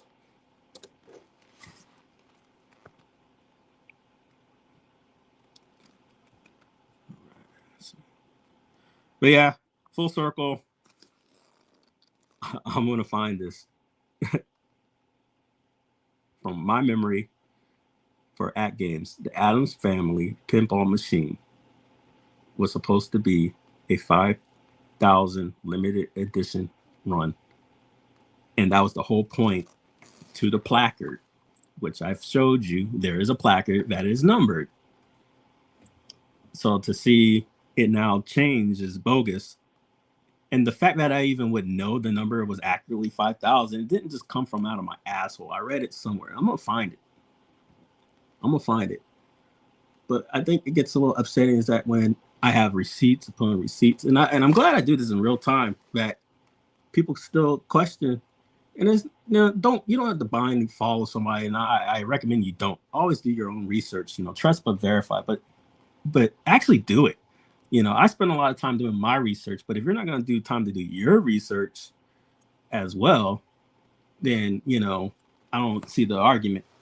If I think I'm right, I'll try to prove myself wrong, because that's what critical thinkers do. Like, hey, man, I don't think you're right about this. And I'll go research why I'm wrong. But a lot of people don't put the energy into that. I'm not going to put the energy on why I'm wrong with this, because I know for a freaking fact I got it somewhere. So I'm going to put my energy on finding it and dropping those receipts for you, as I normally do.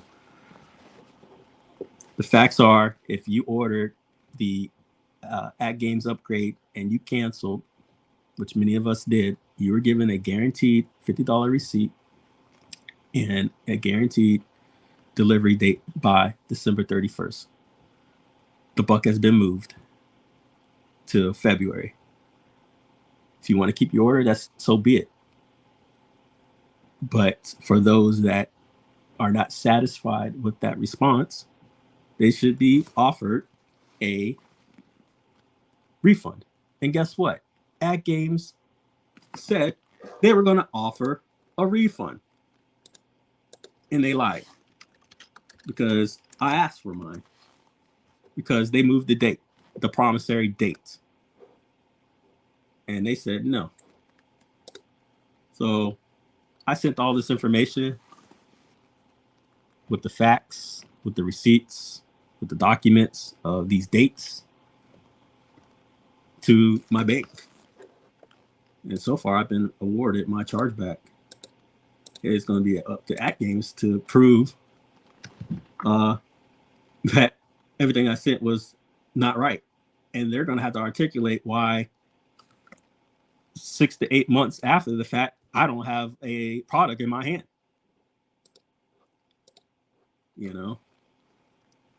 So good luck with that. Because we'll pull up the crap with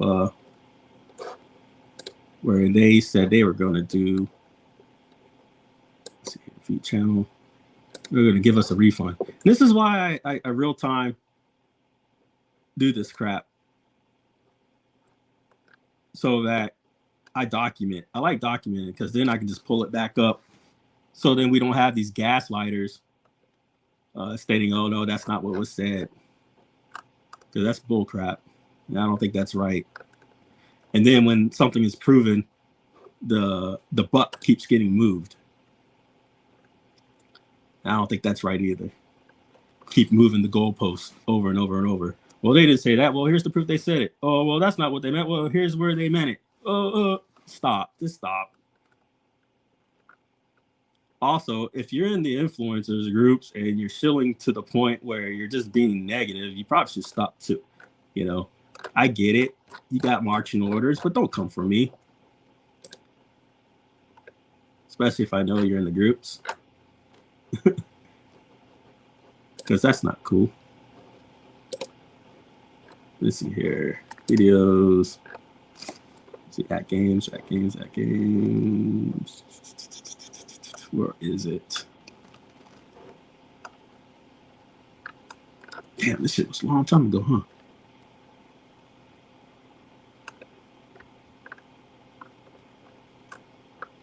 Was it so far back? That is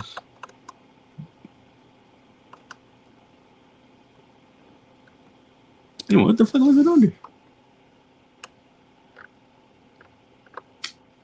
That's crazy. I can't even find it. Either way, did a whole fucking video telling them that, thanks for offering a refund if that's true. And it wasn't true. So not only you're not getting back your refund, they're liars. They keep changing the date. They I know you're not, because I've seen everybody who's in it. I know. I eyes and ears, buddy. I know. But I don't know. Don't try to gaslight the community if someone's speaking the truth. I believe you. I knew there was a refund to be offered, but forgot about the dates. So this is why I've been hearing negative. Yeah. So, and I got no hate against At Games, man. I got their products. I like At Games products. I had an issue with the gaslighting because things were supposed to go well. We started up a whole At Games Legends group just to shill At Games, you know. So where's the hate? The problem is the supporters, because you know they're going to get their way, you know, and we lose out, and it's ethical. Why? I don't find it fair at all, especially if the dates keep getting moved, and I get irate at gaslighting. If you guys don't know what that is, it's basically based off of like a movie where the dude would, you know, let's say I have a remote here, and then every day this remote will slowly move, right? And it was slowly moving because I'm the one who's moving it. And then your spouse or significant other goes, did that remote move? And you go, no, I don't know what they're talking about. That's gaslighting. You know, and it got popularized and whatnot. So stop, because they got the pictures, got the receipts. The dates are there. This isn't some fucking conspiracy. Just all At Games has to do is just be transparent. Guys, there's a shipment error. People are going to love you for speaking the truth. But, you know, these are the facts. Please bear by. You know, we're doing everything we can, you know, or spin it. You know, we're doing this to make the product better, blah, blah, blah, blah. But no, it was a clusterfuck. And because, you know, these people can't, you know, look bad, they send out their army and then go, well, this is the pitch. You know, this is the pitch to combat you, or, you know, combat people like me who is speaking out going, hey, wait a minute. That's not the original date. And if I'm doing something reasonable, like, well, can I at least change my order? And you say, no, well, fuck you. And then if you seriously think you're allowed to keep my money, I don't give a fuck what it said. You know, you got to think about people around the world. You don't know if I got a brain injury or a disability or anything. You just can't keep somebody's fucking money because the small print said otherwise. We didn't sign a fucking contract, guy. You know, that's not how that shit works. There's a lot of errors in his business model. Like, just give me back my money. Right? Are you saying the post 4 days ago is different from what was said before? No different from when you said Arlene was wrong and she was right. You know, if I spoke to a tuber who I know is in those groups, and I go, you know, Arlene, who is basically like in charge of the brick, you know, vice president or whatever, right? And she sitting here and she's telling us X, Y, and Z.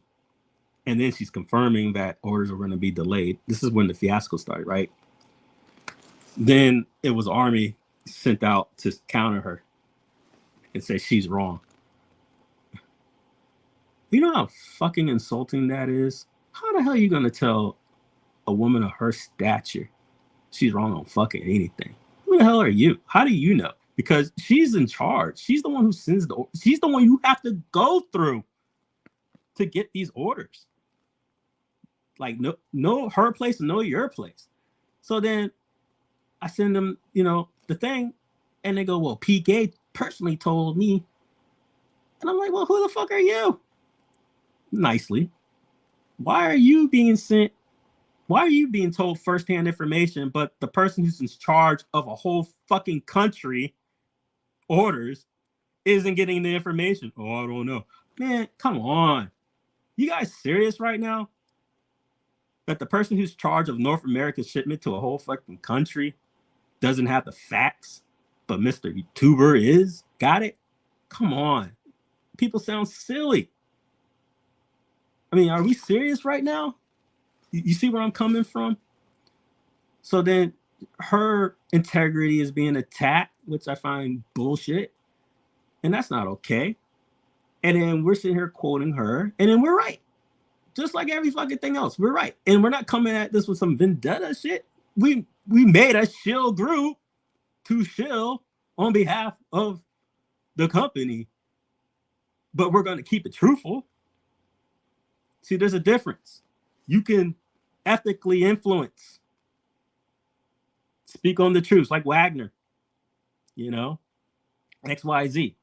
It's the problem is if I see the CEO's talking points get put in this stuff, and then I see quote unquote pasting getting sent out, I now know you're full of shit because these aren't your own words, you know. And then, you know, it's just wrong, and I don't. It's not cool.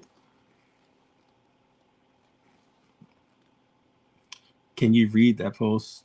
I don't know what dates are you talking about, Carl? I just know that I've already showed you that if you pre-ordered, at least to the people who pre-ordered, which I did, the CPU, you're guaranteed to be in the first wave.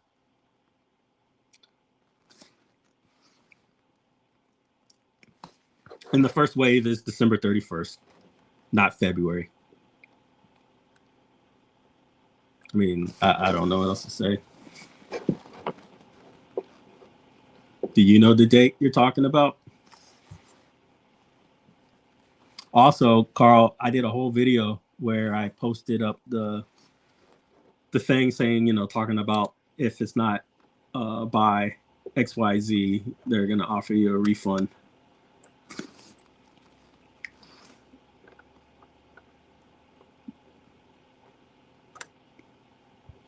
So, yeah.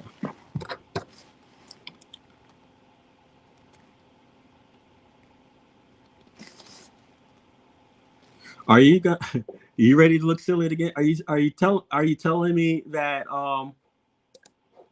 because they didn't mention refunds in that post that I don't have evidence to reflect that they have they're not offering refunds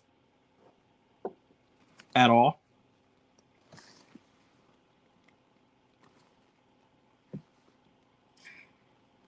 Sean, you're not going crazy. It's real. December 31st is the date. But you have folks here saying, no, we can't all be wrong, bro. I've already showed the receipts that December 31st was the date originally. And then they also promised the date in an email confirmed. Also, yes, they confirmed there was going to be a refund. I did the video. It's online. It's on my YouTube. And I posted the screenshot of them offering the refund by XYZ.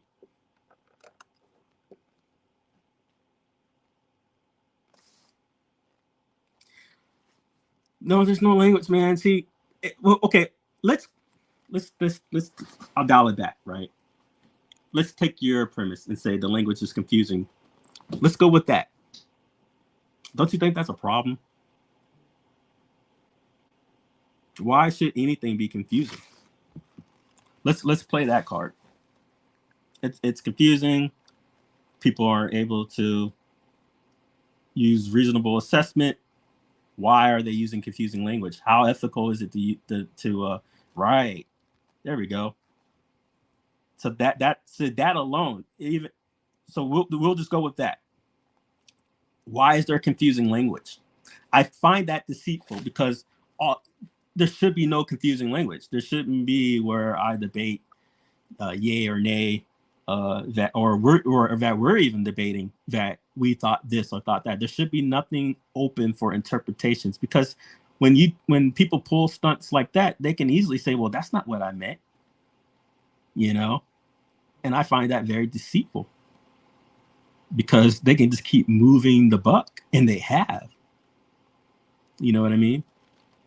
And it's just not good practice.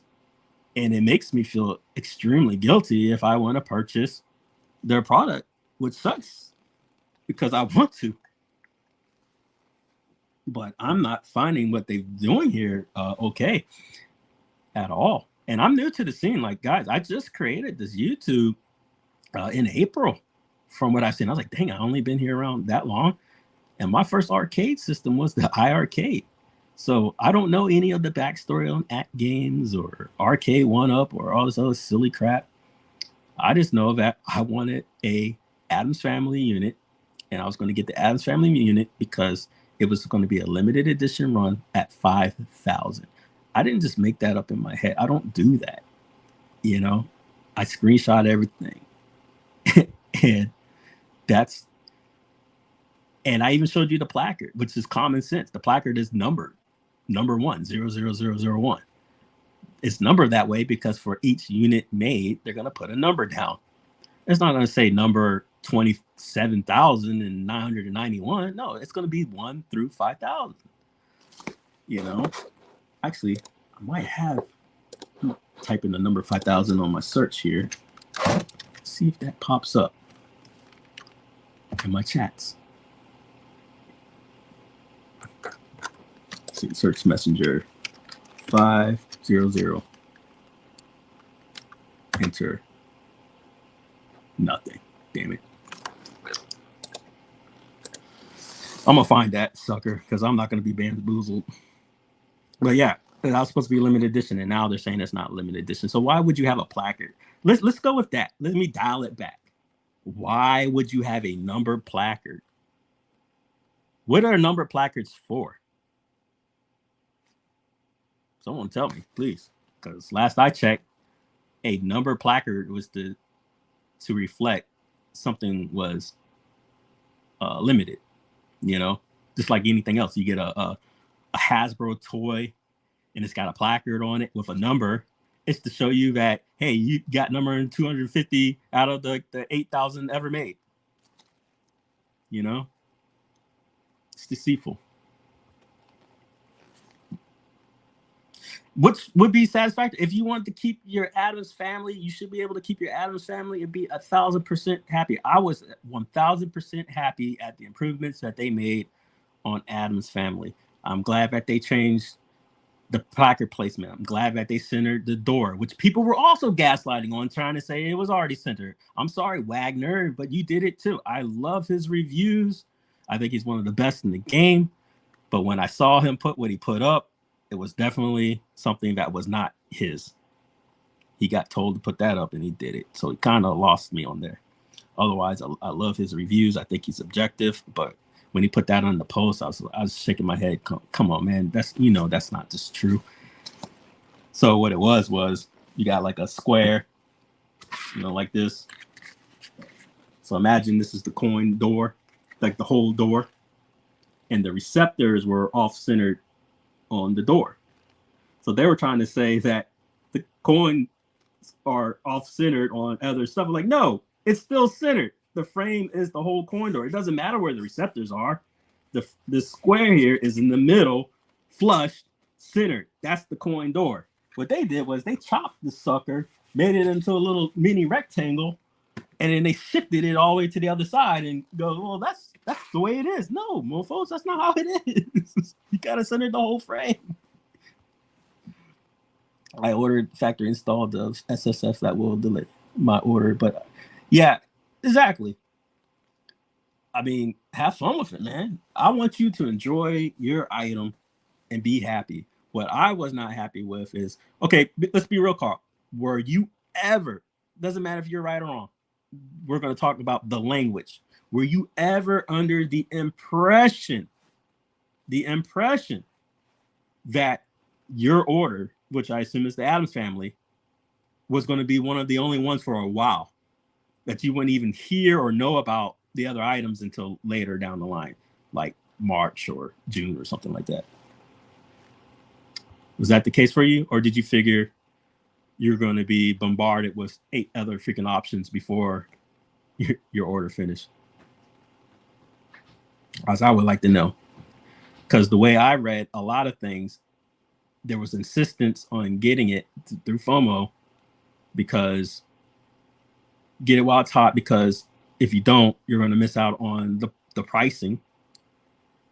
just to come around a month later and go and drop 4 more items at a price that's cheaper. So I'm exaggerating. The first order was like $900. First wave. I missed it. You know, I'm exaggerating. And you know, then you got wave 2, which is now at $1,200. But then if you now you're stuck mandatory on the 1,200 wave, right? And then 2 weeks later, they're like, hey, we got a brand new, better looking cabinet that's only going to be out a week or two after the one you ordered. And guess what? It's going to be at a cheaper price than what you screwed up and ordered at. It's now at the $900 price. Got fucked, bro.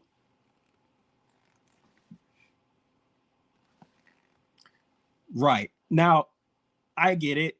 We should never assume. But why did you think that? Was it because you could swear in your head you read certain language that determined that thought process, or did you just assume and you had no right to assume? I personally wanted Addams Family. It's one of my favorite cats. Okay. Anything close would be Star Wars. Yeah. I do like the Star Trek one myself. If they came, I know you said Star Wars though. If they came out with a skin for it, but man, I love horror shit. So I would look great. Yeah, imagine that, man. Like Army of the Dead. I would love that. I want that Attack on Mars. Now I got tables for 50% off the cheapest ALP for a kit offer so far. SS kit was also 50% off, and I honestly expected delays. Right, you said now, but I'm talking about when you said this. Why did you assume? Was it because you, in good faith, thought you read somewhere certain language that made you think that there was going to be pushed out to 2024, or did you just assume that was going to be the case? Now, why would you assume that?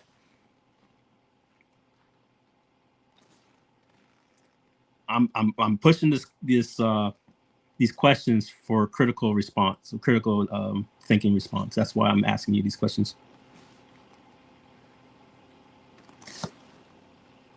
Thank you, fucking Biggie. Carl, acknowledge. I showed you the email. We got other people confirming. This is about the 4th, 5th person that confirmed. This was the date. Okay, fair enough. You assumed. I don't believe I assumed because of the language that was being used. I'm caught off guard right now because this is off the cuff. You know, I didn't make a presentation. I'll try to find it for you guys. But there was a lot of narrative in their language that made you clearly believe that this was going to be a limited run. Get it while it's hot in these waves because the price is going to continue to increase. Now, you're said not until 2024. Between September and now, they released how many SKUs to be projected? That's crazy.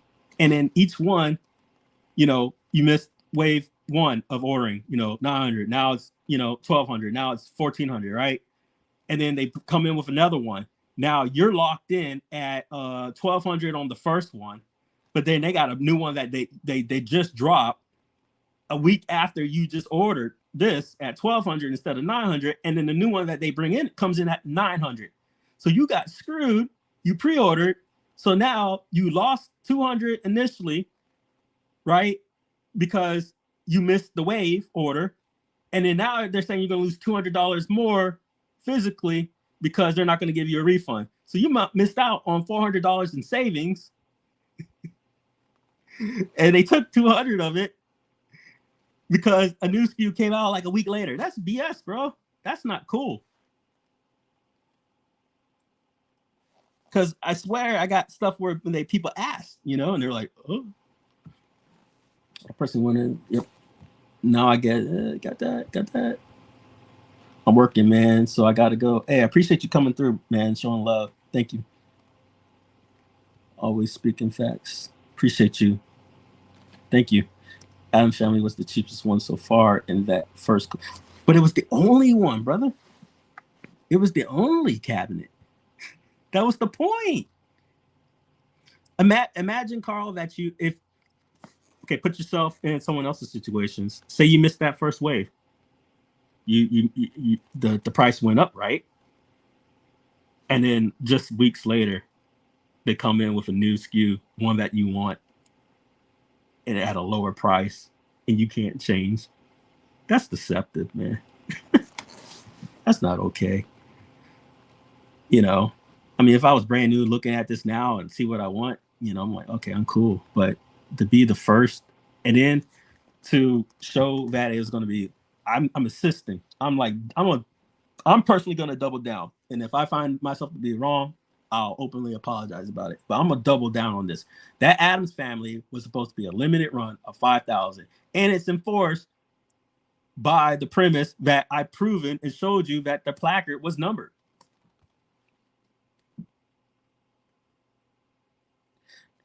No, forget. Let's not think about it like that. Think about the price set. You missed out because hurry up. If you don't get this at this price, it will be higher. I'm exaggerating the prices. Wave 1, $900. Wave 2, $1,200. Wave 3, $1,400. If you don't get this at this price, you will never see this price again. You missed wave 1 because you slacked. You ordered on wave 2, it's $1,200, right? And then less than a week later, they go, surprise! We didn't tell you about this. Here's the next product SKU, and it's gonna be at 900. You're gonna be obviously gonna be like, yo, yeah. Not only do I want to have paid at a lower price, I like the other product better.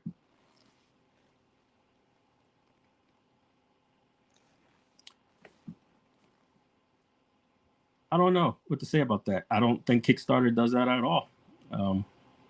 Kickstarter usually tells you what you're going to get. Like, you have an option. Kickstarter would normally lay it all out. Like, so if At Games was doing a Kickstarter, they would have all, you know, hey, order this, order that. But that's the thing. It wasn't on the Kickstarter model. You know, when you sign up for Kickstarter, you're signing up, you know, you're saying that you're willing to risk a lot of stuff. Also on Kickstarters, it will tell you if this project is not funded, you know, within this amount of time, you get your money back. Or if this project is not funded, you're not going to get your money back. Like, it tells you. Right. And now imagine if you ordered your Polycade and then less than a week after you ordered your Polycade, he's like, not only do I have the Polycade Sente, but I got the Polycade Sente Plus, and it's going to be at the same price that you just ordered your Polycade at. And no, you will not get you're not going to get your pre-order money back. I'll be pissed. And that's what happened. You know, and it was a crowdsourcing campaign, and I think that's deceptive to me. But what At Games did, is it a business model that can work to get people's money? Absolutely. Do I find it ethical? Absolutely not. So as a consumer, shame on you, At Games. You know, as the guy who got your, you know, their money, whatever. But look, cashbacks don't work just because you ask the bank for your money back. They have to investigate, and then they have to go, no, you don't get your money back because what they did was legal. You know, so you know what I mean? There has to be a reason that they take back their money, because they have the right to go, no, he signed this document. He said he's going to give us the money and he's not going to get it back. And if that's the case, if that's the rules, if that's the law, then no, you don't get your money back. But if the bank is saying, yeah, this is a no-go, then clearly they're in the wrong.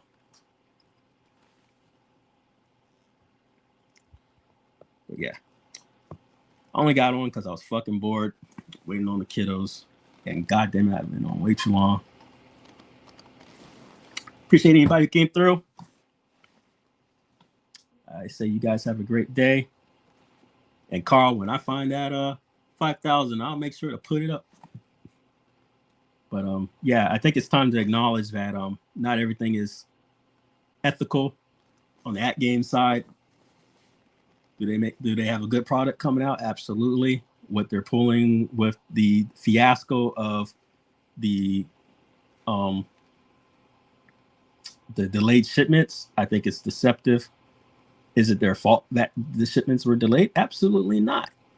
You know, is it their fault that they're being deceptive on saying that Arlene was not telling the truth? Yeah, that's fucking foul. And I don't find the lack of transparency ethical at all. But you guys have a great day. Peace.